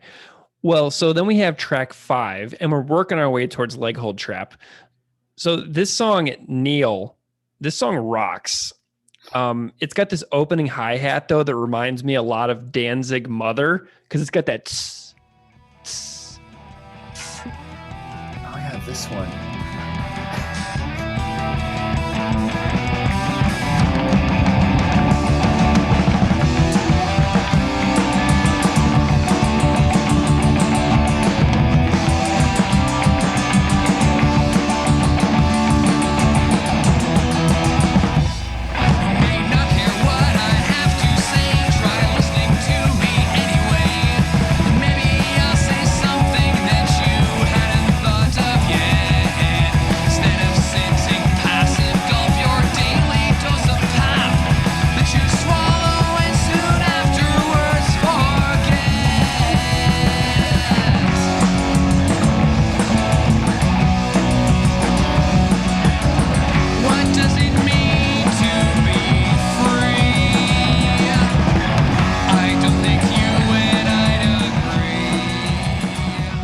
You're more up on these songs right now than I am, because you just listen to them.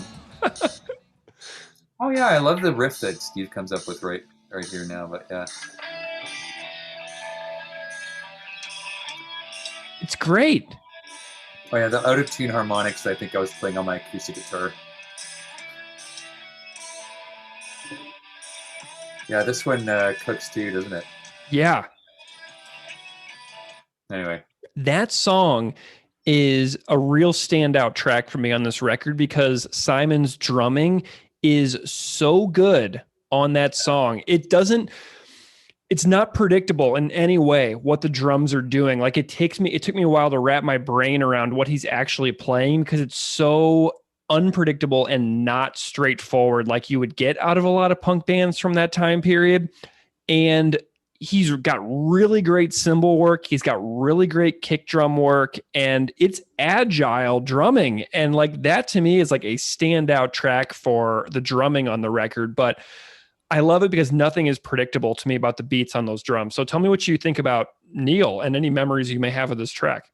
just I guess, like I said, like you have more fresh memories than I do, which is kind of hilarious because you've been listening to it more. And I got through some of them tonight before our interview, but I don't know. It just really cooks. Again, the lyric is similar to some of the other themes, right? Like self-expression and that stuff. Like I'd have to listen to the drumming again, but like I know it, like, you know, it cooks. I don't know if I have anything more intelligent to say about it, really. That's totally cool. It's a great song. I'm glad you like it. I was just like listening to Simon like over and over. And I was sitting in my car earlier on and I was listening to these and I was just like, man, this drumming is fantastic. And it just reminds me of when I was young, learning to play drums and seeing drummers that were way better than me and being like, whoa, I have so much work to do. And I was like, just impressed by what Simon was doing on that recording, which is, 30 years old at this point. Cool. I'll tell him. Can I tell you a Simon drumming story to deflect attention away from the fact that I don't remember much about this song? Yes, absolutely. Tell me a Simon drum story. So the first ever gig we had, like in a club, it was at Wellington's on Albert Street in Winnipeg, which is a few doors down from the famous Royal Albert Arms where everyone's played. Anybody in the punk scene. So that was our first show, and we opened up for a couple of bands, and the band that was second, not the headliners, but was second, was called The Wanted. They're like this metal band, and they all had long hair, and they did this move where they were like, and they'd stop, and then they'd push on the headstocks of their guitars. So they'd swing around their bodies on the strap in unison, and then they'd catch them, and then like keep going. They must have practiced that move forever. Oh, yeah. Well, anyway, so we finish our set, and our friends came. It was a fun time. We had a good time. Simon was so nervous that his hands would get sweaty and he'd lose a drumstick at a critical point. For the first time ever, he like hockey taped the bases of his drumsticks so that he could hold on to them better. And then probably he was super pumped and like he was clutching the sticks hard. And then he finishes the gig and he like opens his hands and like his hands are bleeding. And like the wanted drummer is coming in because I think we use their kit or something, and coming in to do his own setup. And he's like, Simon's like, goes to the drummer of the one. He's like, oh man, look at my hands. And the drummer of the wanted looks down on Simon and says, it ain't a good show unless you bleed. Love it. Oh man, it's like a Rob from No Means No has a tendency to bleed all over his bass on a lot of shows that and it really does make it feel like the show was harder. You know what I mean? When you see that blood, it's like, oh man, that must have been a great show. And it could be a totally normal show like any other show. Yeah. But yeah, that's awesome. Okay, so we have Frisbee, which is a fun song, great bass opening by John.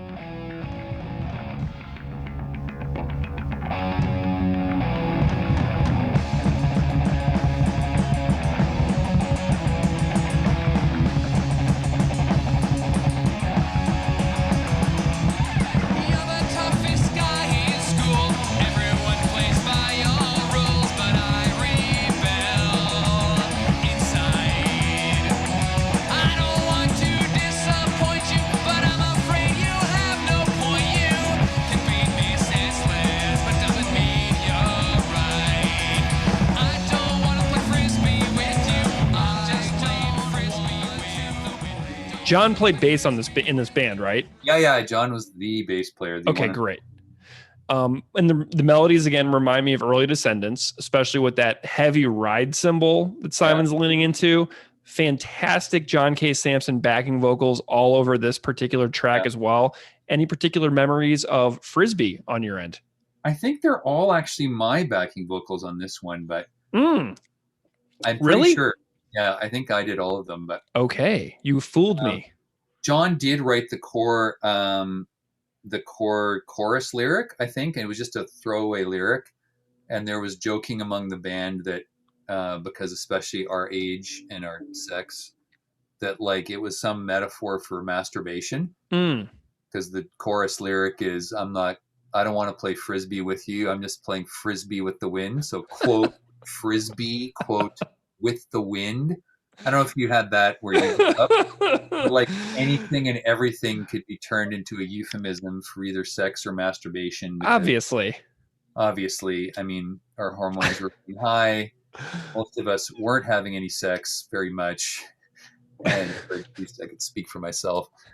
So like everything became sort of like something like that. So anyway, but the rest of the lyric is mine, and like.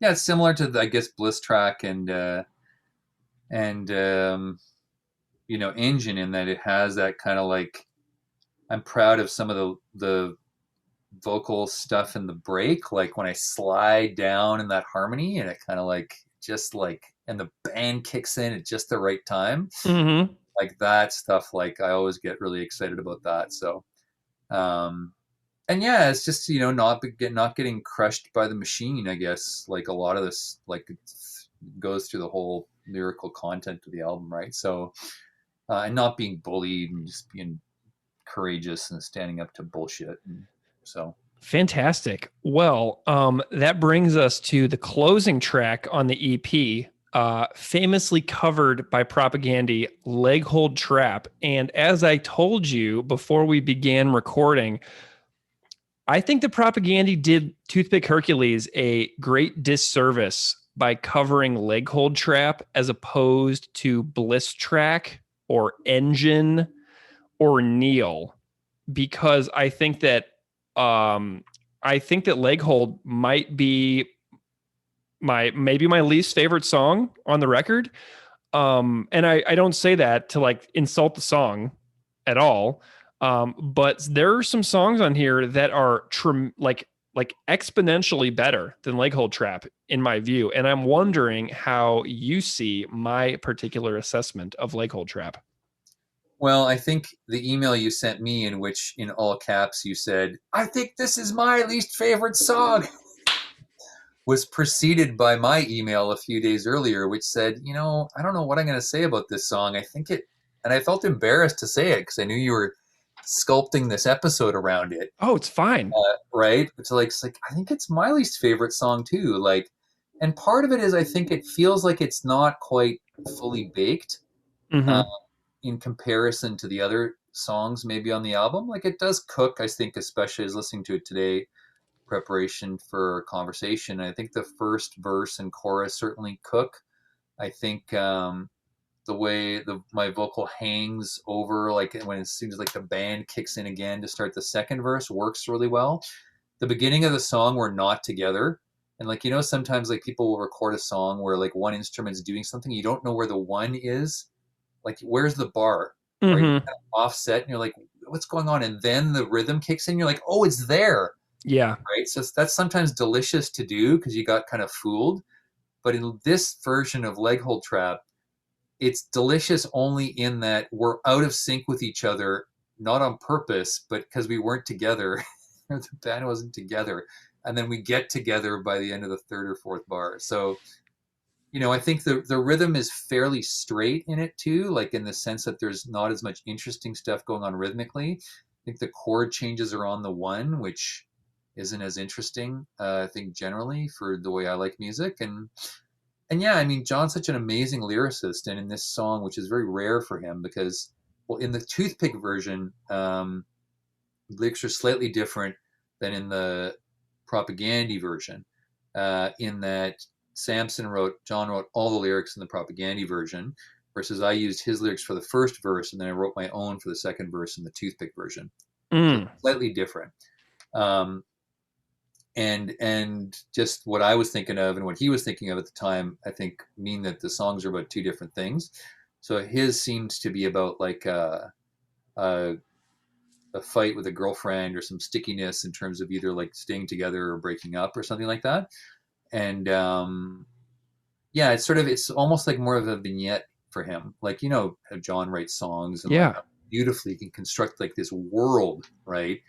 With his lyrics, especially as he got more and more skilled at crafting lyrics, right? And I heard even some of his lyrics from this time that were kind of more of a world, and this was almost like an anecdote, right? I think the title is like a great metaphor, though, like Leg Hold Trap of word. Like, that's a great thing of when you like feel stuck by someone like putting their hook in you somehow verbally, and like you can't get away, right? So I think that's kind of brilliant. But anyway, for John, it's uncharacteristic because the first half of the first verse in his version, the Propaganda version, and the second verse is the same, right? Which he rarely repeats. Like, I mean, some of the Weaker Than songs, like he doesn't even repeat the chorus from chorus to chorus. It's totally different each time, right? So it just feels like it wasn't quite finished, right? So in my version, I kind of made it more about, I think, a tiff I was having with my parents about, again, like conformity and doing my thing, and like, why can't we communicate better? So we kind of both, I used his first verse, so we started off this kind of misunderstanding, and we just sort of branched off lyrically. But and my ungodly screaming towards the end, like it was just like when I said my vocals are kind of in the pocket, this whole EP, they're definitely not in the pocket there. It brought to mind, I remember there was some show, I remember Omar, the previous singer, the original singer, the skinhead who used to be Toothpick Hercules vocalist for a brief time. He was at a gig, and I was just yelling and screaming like all the songs for some reason. I was full of angst that night. And I remember at the end, after it or at the end or between songs, Omar like leans in and goes like, "Dude, less screaming." And I'm like, "Oh, okay." So clearly I didn't get the memo around the end of that.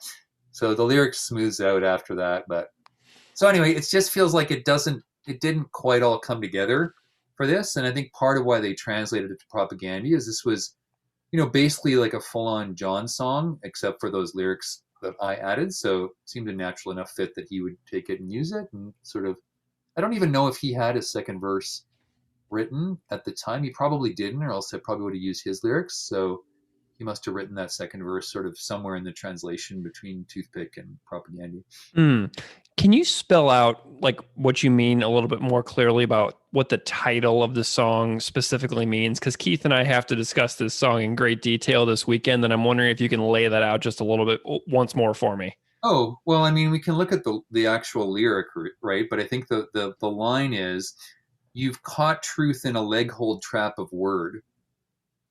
Right? So a leg hold trap is like a trap that a trapper would use to catch an animal, right? It's one of those jaws that you would see with like a spring in the middle, so the animal steps in the trap and it snaps shut and it catches its leg. That's a leg hold trap, right? So you've caught truth in a leg hold trap of word, right? It's sort of like it's this kind of in some ways convoluted, but in some ways really super brilliant way to talk about like being ensnared by someone's words. Yeah. Right? Or like seeing something inescapable, right? Because animals don't get out of leg hold traps unless someone lets them out or they gnaw off their own leg, right? So it's this like sort of sense of an inescapability to it, right? And probably the lyrics around that will give more context. So nice. So I don't know. I hope that helps with respect. Oh, heck yeah. So, what do you think about? So the performance, I mean, is what it is. But like, what do you think about the Propaganda version versus the Toothpick version? Do you have any thoughts on comparing and contrasting the two? Well, the band's actually together on the Propaganda version, so that helps the song a lot. The end of the song, like I was listening to, it's got that sort of like chunky thing with like Chris playing some kind of melody on the guitar. That also kind of feels unfinished to me. Like it feels like they could have done something in that end as opposed to like chug, chug, chug, chug, chug, chug, chug, chug, and like, like that feels unfinished. But like Propaganda version, past that, I know I listened to it also this week. I mean, I love George's drumming. It's obviously different from Simon's, so I think that adds a lot to it. But yeah, like the song, I don't know. Like I don't think it's the best song. I think it's an okay to good song, but I don't think it's like the best song. So I like how together they are, but past that, nothing really comes to mind. Did you listen to the version that they put on the live version on the Where Quantity is Job Number One compilation? Not recently. What about it? So it sounds like an insanely hard song to sing. Like while John is singing it in the live context, like with George like just ripping in the background, like John is like struggling to sing the words. Like it almost sounds like mealy mouthed and like he's extremely winded because the song is so fast and John is having a hard time keeping up vocally. Yeah. Well, I mean, George's fast, so yeah. There's no question about that. But yeah, I can hear it sort of in my mind's eye. Yeah. Yeah, I mean, it's got a lot of words. And I think a lot of the songs I sort of have written in my life subsequently also have a lot of words. But yeah, when it's chugging along at 100 miles an hour, like it's really hard to get them all in. And who knows? Like none of us really knew how to sing back then in the sense of we use our throats a lot and stuff. Right. So yeah. I mean, it probably was like a runaway train, and who knows what was happening that night before and after, like before the show, right? So, well, Conrad, I was really only expecting to chat with you for a little while, and we've gone on and on for like another hour, which is fine because we are creating an oral history for a particular band associated with you and members of the Weaker Thans. I mean, which is really, really cool and is tangentially associated with Propaganda. So it's like, we're putting the record down. So this is like it's a history project, if you will. Yeah. But do you have any other closing thoughts on your memories of Toothpick Hercules or anything that ring out, or any like amazing stories that you feel like you haven't shared in our first couple hours that you wanted to conclude with on this one? Yeah, it's a good question. I guess I'll say that the band and those guys really meant a lot to me and still do. music in many ways was kind of my salvation of self-expression and being my own person and trying to put something down and, you know, yell against the machine like in my own way.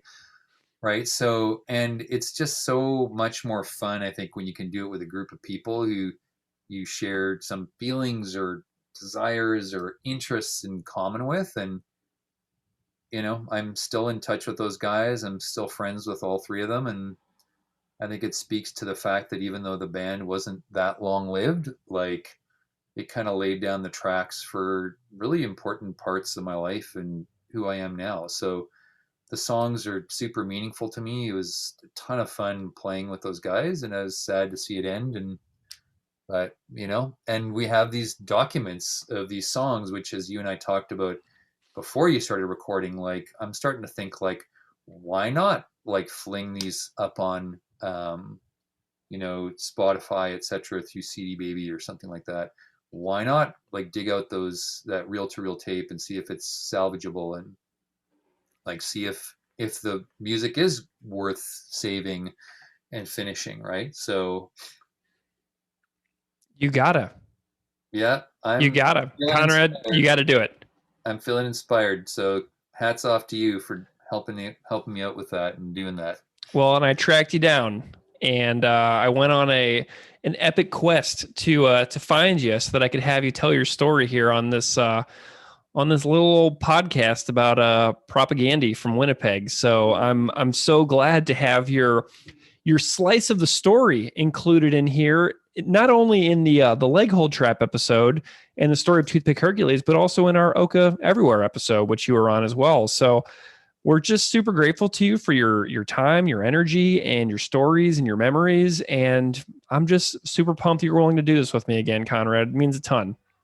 Well, thanks so much, Greg, and I really appreciate you tracking me down. And it's been great talking to you. And yeah, I really appreciate it. I want to see Chris's butt.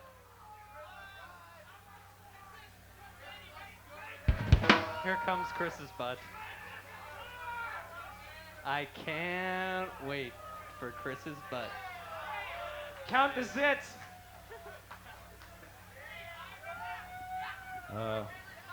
Oh, Slow Blonde, you've seen it plenty of times. What else were we talking about in the basement, Chris? We talked about if we were girls, what guys we would fuck. And we talked about... yeah. Sutton. We already went over this. Yeah, I can't... forget it. We had some banter planned, but here I have this to read. No, I'm not going to read that. Hey! Where's the suit? I think I'm going to lose all the clothes. What? Chris! What? Okay, this next song's called Leg Hold Trap. Oh yeah, this is a Toothpick cover. It's originally a Toothpick Hercules and my song. pants are falling down. Hey, And Brian. I'm here to butcher it to death. Brian, have another one. Steve Carroll. Hi. Hi, son.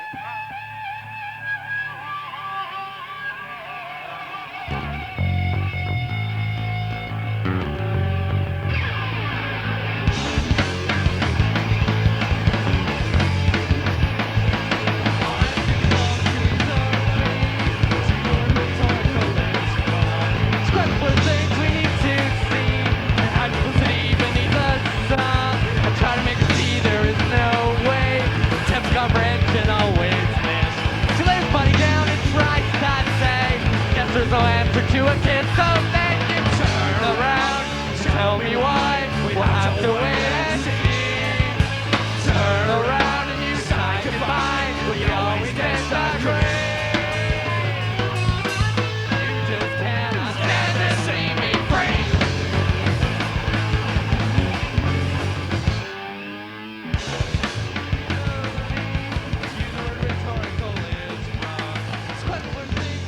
So thank you so much again to Conrad Sichler for just the incredibly wide-ranging conversation. We broke down every Toothpick song. He gave some commentary on every one.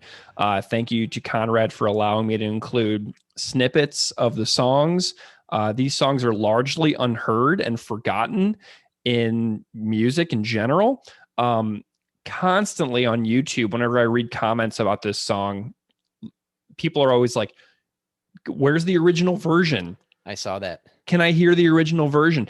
And then Yeah. whenever people talk about the original version, they always post the propaganda version as being the Right. original version, which isn't accurate.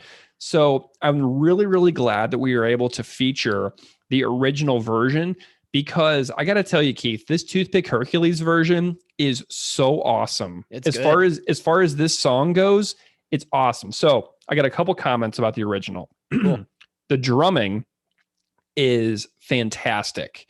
I like the drumming on the Toothpick version more because of the chorus. Okay. The chorus of the propaganda version really bogs down for me. And the chorus drumming on the Toothpick version keeps it fast and heavy, as opposed to slow and, a lot of like hi-hat stuff. And Simon's a great drummer, man. I love how we kept the drums energized with that fast tempo throughout the chorus. And that was a real standout difference to me about, why I like the original version more. But dude, the vocals on the original too. Conrad has such a great tone throughout all of that Toothpick material, like people heard in all the clips throughout his interview that I included. But like, as folks heard in my interview with him, I think he has an awesome lower register and a very nice tone in his vocal delivery. He reminds me a lot of Chai Pig, Dave Smalley from, Down by Law, and Dag Nasty. He reminds me of John Stab from Government Issue a little bit. And I really, really loved the chorus melody that Conrad sings a lot more in the Toothpick version. I think that Conrad's chorus melody is far superior to John's version in Propaganda. But another reason I really like the Toothpick version a lot is because the outro of the Toothpick version is so much better, because they use the space all the way to the end of the song, compared to how Propaganda has this minute plus of just like music on the end, where the song feels like over long before they actually finish. Whereas Conrad keeps singing because there's an additional verse in the song that John didn't use. So there's just like this like massive musical, like this massive vocal dead space in the last like minute plus of the Propaganda version. But the Toothpick version has singing and vocals and a really long extended outro, but he keeps singing. So there's more engagement in the Toothpick version compared to the Propaganda version. Those are some of the reasons why I like that one a lot more. Yeah, Greg, I was really blown away by how good this was. Yeah. Because I wasn't familiar with the band. I heard the name in doing research for other episodes, but had never actually heard their music before. And a few of my thoughts, I really like the intro, the clean instrumental intro, partly because it doesn't go on too long, and you don't hear that too often, where it's almost just like a snippet, a snapshot of like this clean introduction. I thought that was really cool. I agree that the tempo shifts are less jarring. Oh man, that they just work way better in this version, and the vocals are just a lot stronger. Yeah, they sound really fun and relaxed. And I agree, Conrad's voice is just super smooth, and it's almost conversational, but still singing in a way that there's clarity and comfort and confidence. And I think the only part that I don't really like, compared to the EP version from Propaganda, the cover, and I disagree here, is just the ending, the outro with the fly away part, and I think it makes it kind of sound a bit more like a 90s grunge song than like a punk rock track. So the outro that goes on for the extra minute or so, like that big difference, that's the only thing I didn't like as much. But I agree that overall it's still just way better than the recovered cover. So I think the one thing that you and I do agree on is that the song for both bands should end way before it actually ends. Yeah, well, I do like the focus on the riffs and the music in the Propagandy cover. I agree that it feels perhaps like an afterthought or that something is missing, obviously with the vocals. So maybe that goes on a little too much, but I do like the music there. It's just perhaps compositionally as a whole, it doesn't necessarily work super well. Yeah, yeah. Well, as far as like, but before we get into like the lyrics, you know, I have a couple musical comments about the Propagandy version. So as far as drums go, Jord is Jord. I mean, obviously he's super solid, but you know, I do disagree with his choice to alter the way the chorus was performed because I feel like it bogs down into some weird tempo pattern that I just don't really doesn't sit well with me. And like as soon as they transition from that fast part into that slow part, I'm just like the tempo just hits a brick wall and I'm just like, and I just like feel it. I'm like, oh, that was just so jarring. But as far as the vocal delivery goes, I really never really enjoyed John's vocal delivery on this tune. Propagandy's version is a lot faster than the Toothpick version. It's ramped up in speed quite a bit.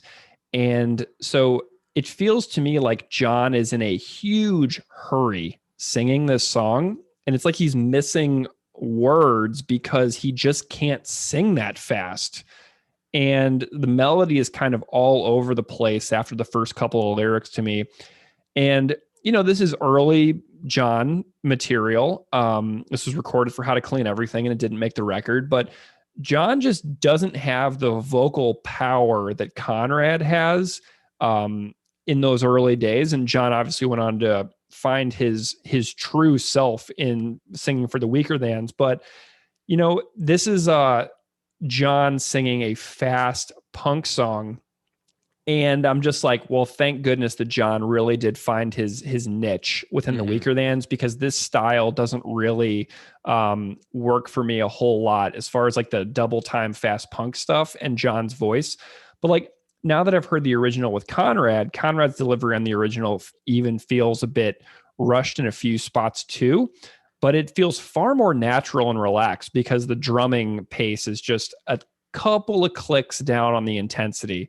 But yeah, so there's a little bit of thought on that, but, you know, I feel like the Propagandy version would be a lot stronger if it just ended at a minute 28 instead of keeping going for that additional minute.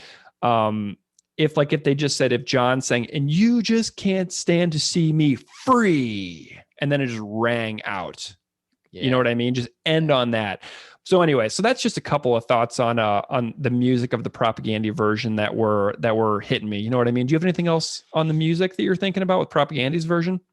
Yeah, Greg, I think I agree. The drums are solid. There are a couple cool things in the guitars. There's like that feedbacky, squelchy slide toward the beginning. I think the just the recording itself, the straightforward, catchy riff is more audible in the Propagandy version. I think the melodies that follow the power chords later on are really cool. There's that maybe a whammy. There's like that really over the top whammy about halfway through. And then I really like the harmonized melodies in that outro, even if it does go on a little long and it does feel like it doesn't necessarily fit the rest of their rendition. You know, the bass really pops, just like Less Talk, More Rock, and it accentuates that main riff. And regarding the vocals, I agree. I mean, I don't think this song and style really fit John K. Samson's range or his timbre, though I would get why people would like this version. I think it embodies perhaps like a vulnerability and sincerity. Just stylistically, just necessarily isn't my bag. And I think the track would work better probably just without even the vocals toward the end as well, singing like free. But yeah, I mean, I think there are some cool things about it, but not my favorite Propagandy cover. There's a version on the where Quantity is Job 1 compilation, which also appears on the Where Quality is Job 1 double 7-inch. So what did you think about the live version performance? Yeah, I actually like the live version more than the digital Oh, release. nice. Even with that clunky flub where it sounds like the band is doing different things toward the end, and it takes like a split second for them to kind of right the ship. It almost sounds like a band practice when everyone like is like, wait, what are you doing? Wait, is this what we're doing? And then they kind of click back in and they figure it out. But I don't know, there's something that's just endearing to me about that. It's not later on in the band's career. It's not a DVD that I paid for where you're seeing someone maybe make a mistake. And maybe I'm even a little bit more forgiving of the vocals when it's live than a studio version. Yeah. It just sounds a little bit more natural, even if it's challenging or doesn't fit John K. Samson's style. But I think that feeling of authenticity plus like the really goofy banter at the beginning makes it kind of a fun song. I can't wait for Chris's butt. Yeah, right. That's my favorite part of the song, when John says, I want to see Chris's butt. I can't wait for Chris's butt. Because as we know, Chris had a proclivity for nudity in the early days, which is really interesting when you consider what he, stands for values wise as a human being. That's a kind of an interesting, contradiction within Chris Hanna. But the first major difference between the two that I hear is Jord and Chris, true to form, ramping up the speed of the cover live, and John sounding like he's completely out of breath on the live version and struggling to keep up because he's just trying to sing it at the speed that Conrad sang it in Toothpick. But Jord and Chris are playing so much faster that he's like behind the beat a lot on the vocals. And, that's how the melody works. And it's such an exertion in the sped up pace that I think that John's vocals kind of lag in the live version. But there's also that part that you mentioned where the drums cut out and George just hitting cymbals on the live version. And it gave me flashbacks to playing drums in bands when you're at the back of the stage and you have a stage monitor on the floor next to you that you allegedly should be able to hear the rest of the band playing through. But it often in small clubs sounds so bad because it's not a professionally set up acoustic environment where you're meant to hear everything with great monitors.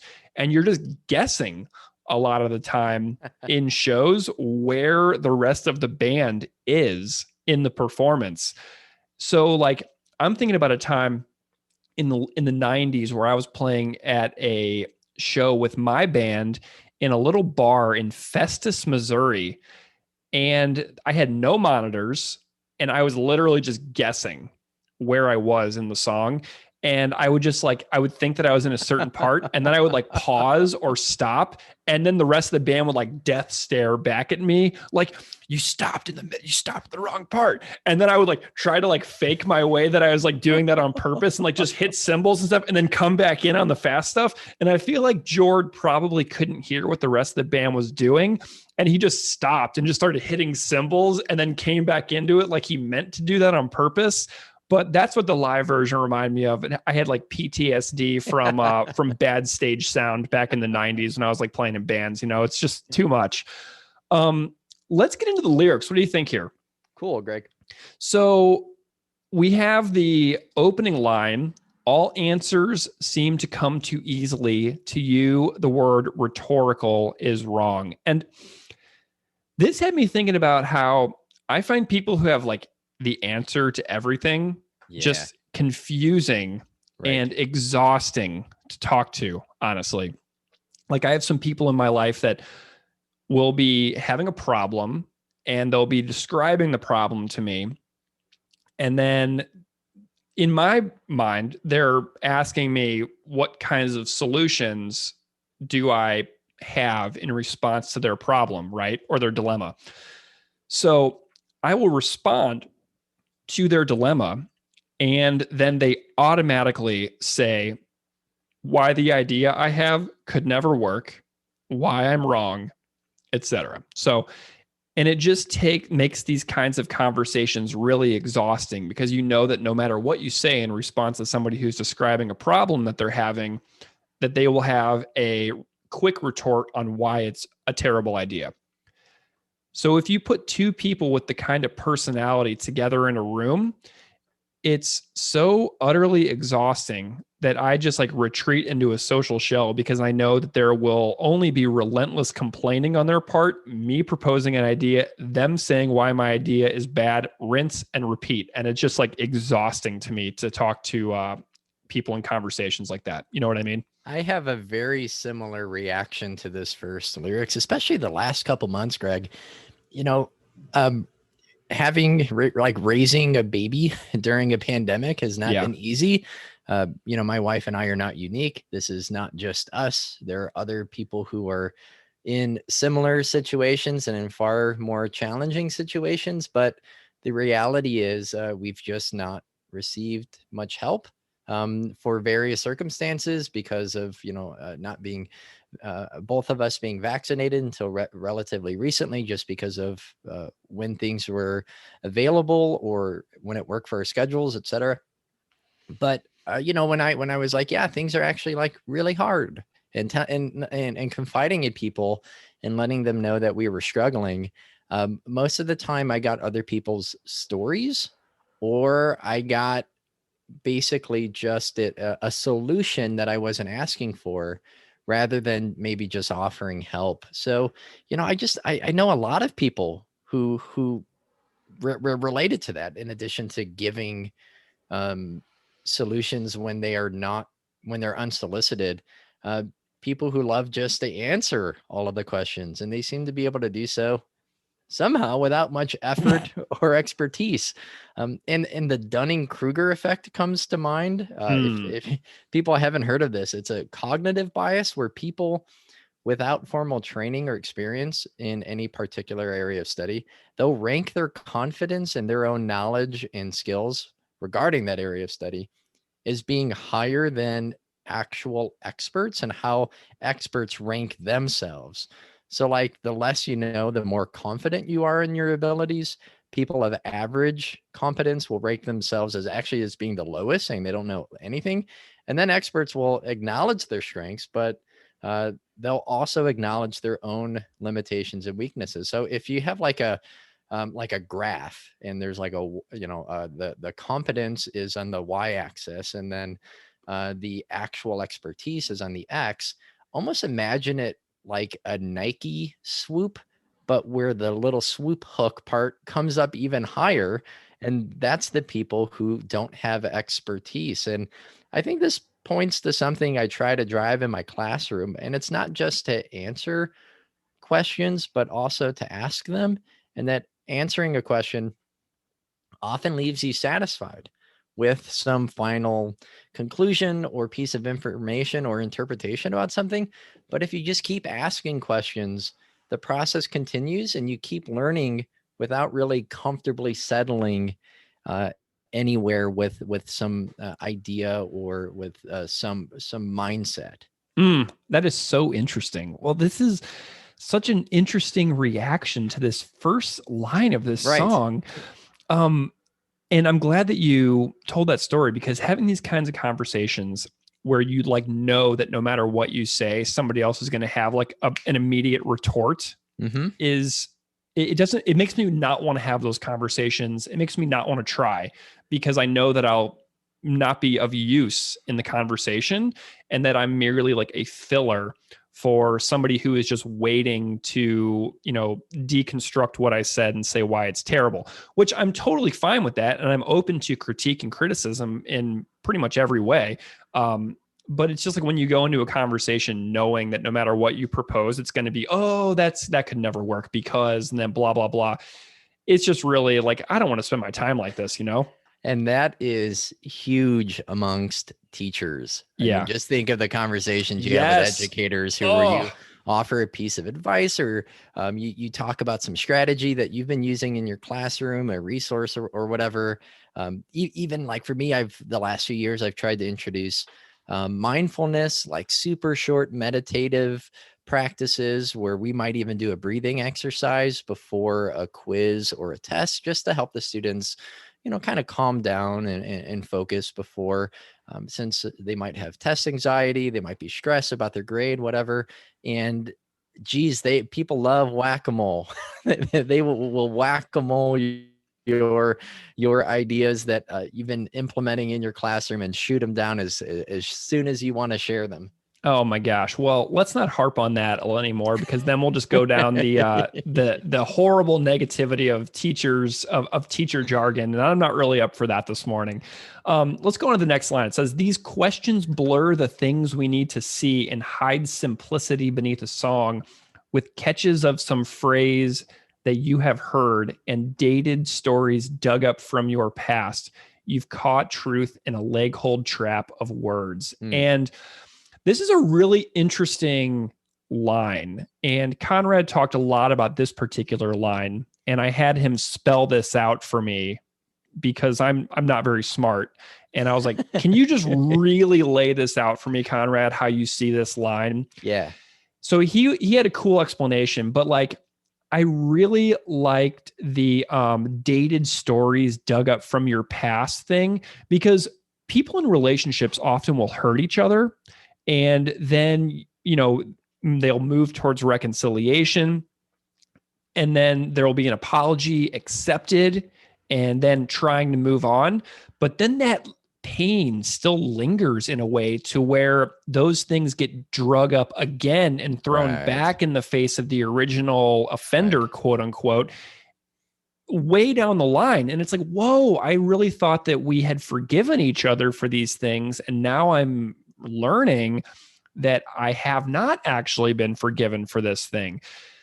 But, it's a really complicated thing whenever you think about it like that. And, the ability to distort varying versions of truth seems to also be getting worse with each passing year, with the proliferation of digital communication being our main form of communication. So think about two people in a relationship who get into an argument over text message where there's no tone, there's no vocal anything going along with it, and how that can spiral. And it's so easy to instantaneously fire off messages, get instant feedback from people or people all over the world on social media. And then you get caught in a web of negativity, and we've all done it, and it never feels good. You never accomplish anything. So I almost see like the leg hold trap of words, being twofold. Like it's that aspect within a relationship, but it's also that which we subject ourselves to online every single day. And I talked a lot about that in our status update episode, so I'll let that speak for itself on that episode. But one of the reasons I don't go around flaming people like on our Twitter and Instagram accounts is because I just want there to be something fun that we do. You know what I mean? Like, I want the show to remain fun for me. Yeah. And I'm active a lot on our social media, and I want this to be a place where people can come and talk to me for fun and without resorting to tons and tons of draining stuff. Well, I'm really glad to hear that you talk so much about this line, since I haven't heard that interview yet with Conrad, because I think these lyrics here that you just read are the most interesting, but also perhaps the most, I don't know, open to interpretation or the most abstract. And, without yet hearing his explanation, I just overall see it as a really great metaphor for people who aim to manipulate truth or stories, information, history, where they might cherry pick what they want to hold on to. And in the process, like they crush it in their grasp, distorting that information to suit their own selfish needs. Mm-hmm. Yeah.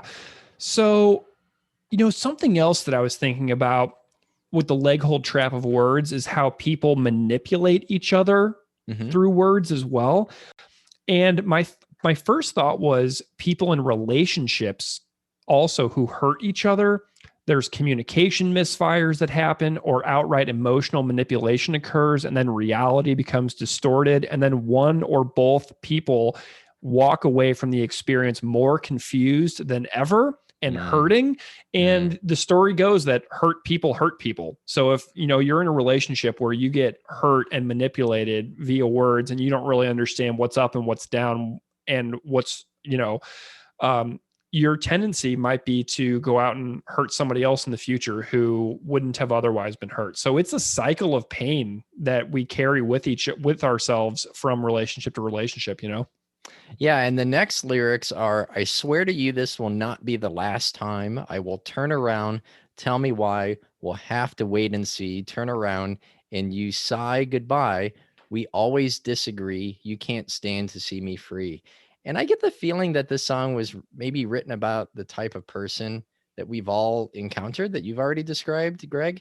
The ones we say we're not going to engage, we're not going to allow to pick an argument and to trick us into conversations that masquerade as discussions, but are always end up escalating into debates and eventually tirades and diatribes and arguments. And with bullies, I mean, essentially with bullies who treat information the way they do people, just using information and people to serve their own purpose and to serve their own needs. And, I think it was not really until this part that you've already mentioned a lot about relationships that I didn't really see this specifically about either an intimate relationship, a friendship, something with a family member.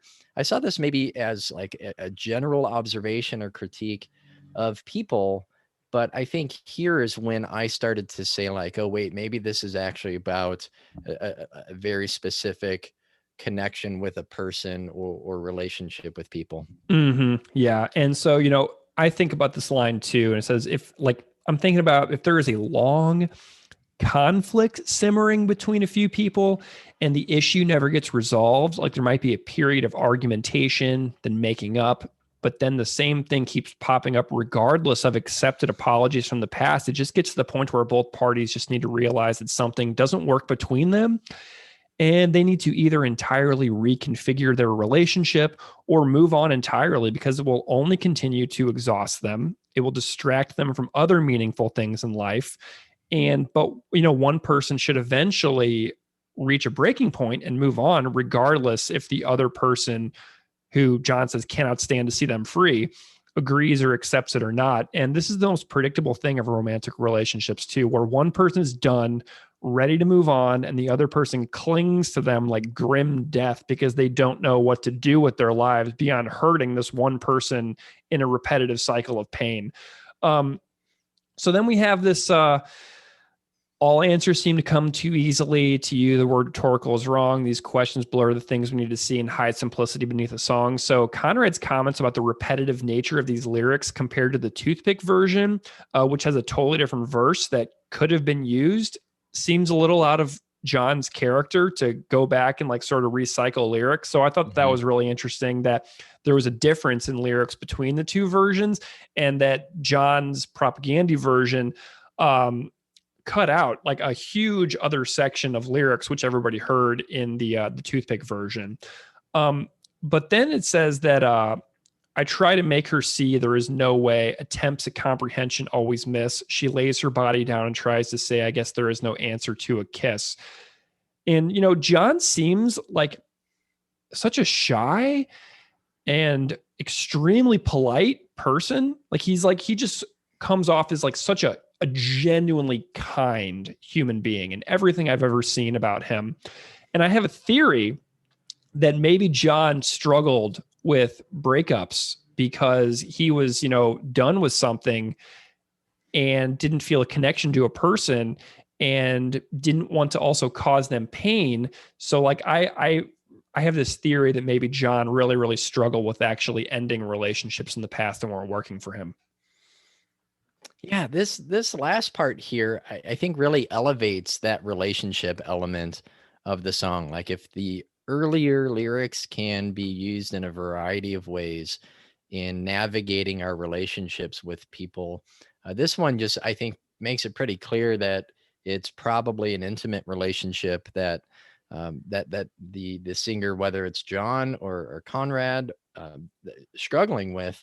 And I really just get the sense that, like, in addition to what you said, Greg, about the imbalance between people, where there might be like differing goals within the relationship and what people want to put into and get out of it.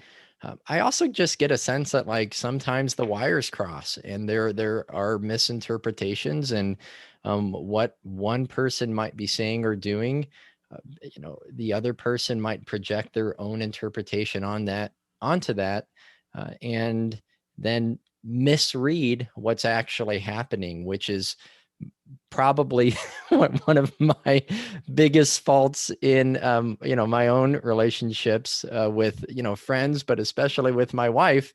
I tend to think that I know what someone meant when they said or did something rather than let them explain it on their own. But I think it's interesting just how the song kind of evolves as you listen, and it just seems to end up saying much more than what it does in the very first lines. Yeah, if you dig in, you can see connections to your own life. It's not this is something that we've all experienced for the most part. And if you really dig in and think about what he's saying, it's like, oh my gosh, I had this happen and that happen. And you start to see moments in your own life where I really struggle with breakups in the past, and actually doing them.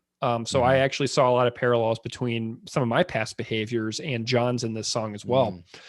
I didn't really find any YouTube comments on this one besides the one "Born Against" is my favorite, which is a quote from John in the live version, on the "Where quantity is job number one and where quality is job number one." But that's really all I found. Did you find anything, or was that kind of it? Yeah. So for like a takeaway lesson for this song, to me, the main crux of this song is that people meet, they have relationships, whether they be friendships or romantic partnerships. Time passes, things change, people change. Someone wants to move on, another person doesn't. One person gets their freedom for which the other person resents them. And then one thrives while another stagnates or goes through a period of stagnation or sort of flailing at the end of relationships. And it's happened for all of human history. And if I were a big city Vegas odds maker at a bookies, I would say that it'll happen for the rest of human history too. So in that regard, the lyrics of this song are kind of timeless. So what did you think? Well, I think on top of what I said about how some people in our lives have a predilection toward answering all the questions of the world with ease and confidence rather than reflection and, maybe more questions. But the second half has me thinking about how to respond when you do run into that relationship wall with a friend or significant other or family member, whatever.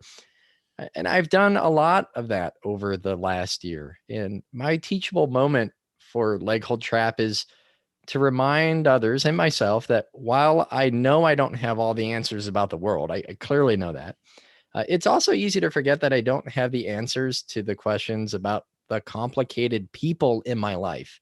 And even those people who cause me stress, like, I shouldn't tie them up in a leg hold trap just because I think I might be right and they might be wrong. Very wise, Keith. Well, I'm going to go ahead and rate this thing. Is that okay with you? Oh, we're rating it?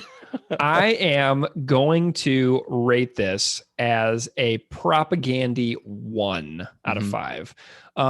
The Toothpick version is pretty good, but in my opinion, this is not even close to my favorite Toothpick Hercules material as well. Some of the other songs on that Toothpick EP are way, way better than even their version of Leg Hold Trap. So if I was going to rate this on the Toothpick EP, I would say that this might be, I might like it a little bit more than their song called Vegetables, but the Toothpick version is superior, no question, in my view, to the Propagandy version, but it's by far not even close to my favorite on the Toothpick EP. So if I was rating this on a Toothpick EP, I might give this song a 2 or a 2.5 compared to the other Toothpick material. But as far as Propagandy goes, this one's pretty far down for me. Yeah, Greg, I didn't come up with a rating because it was a cover, so I didn't really think about it, but I would probably agree. Okay. This is not a song I'm going to really seek out. Yeah, I'm not really familiar with the recovered EP, and I Gamble think is so good. The Gamble cover is awesome. I do like the Toothpick original version way more, but I would probably agree with you that it's a 1. All right. Well, thank you so much, everybody, for listening to our Leg Hold Trap episode. Thank you specifically to Adam from Dead Museum for that banging cover. That was Super totally awesome and very unexpected of a selection. I put out a call for covers, and Adam was like, how about I do Leg Hold Trap? And I'm like, that is the greatest idea I've ever heard, because it'll inject an awesome little bit of originality and creativity into the episode. And again, I cannot stress enough, thank you so much to Conrad Sichler for telling stories, hanging out so much, and for just being a great guy and great pal to the show. And if you want to find us, you can find us on Twitter and Instagram at PropagandyPod. If you want to email us, you can reach us at propagandypod@gmail.com. Thank you so much for listening, and we will see you next time.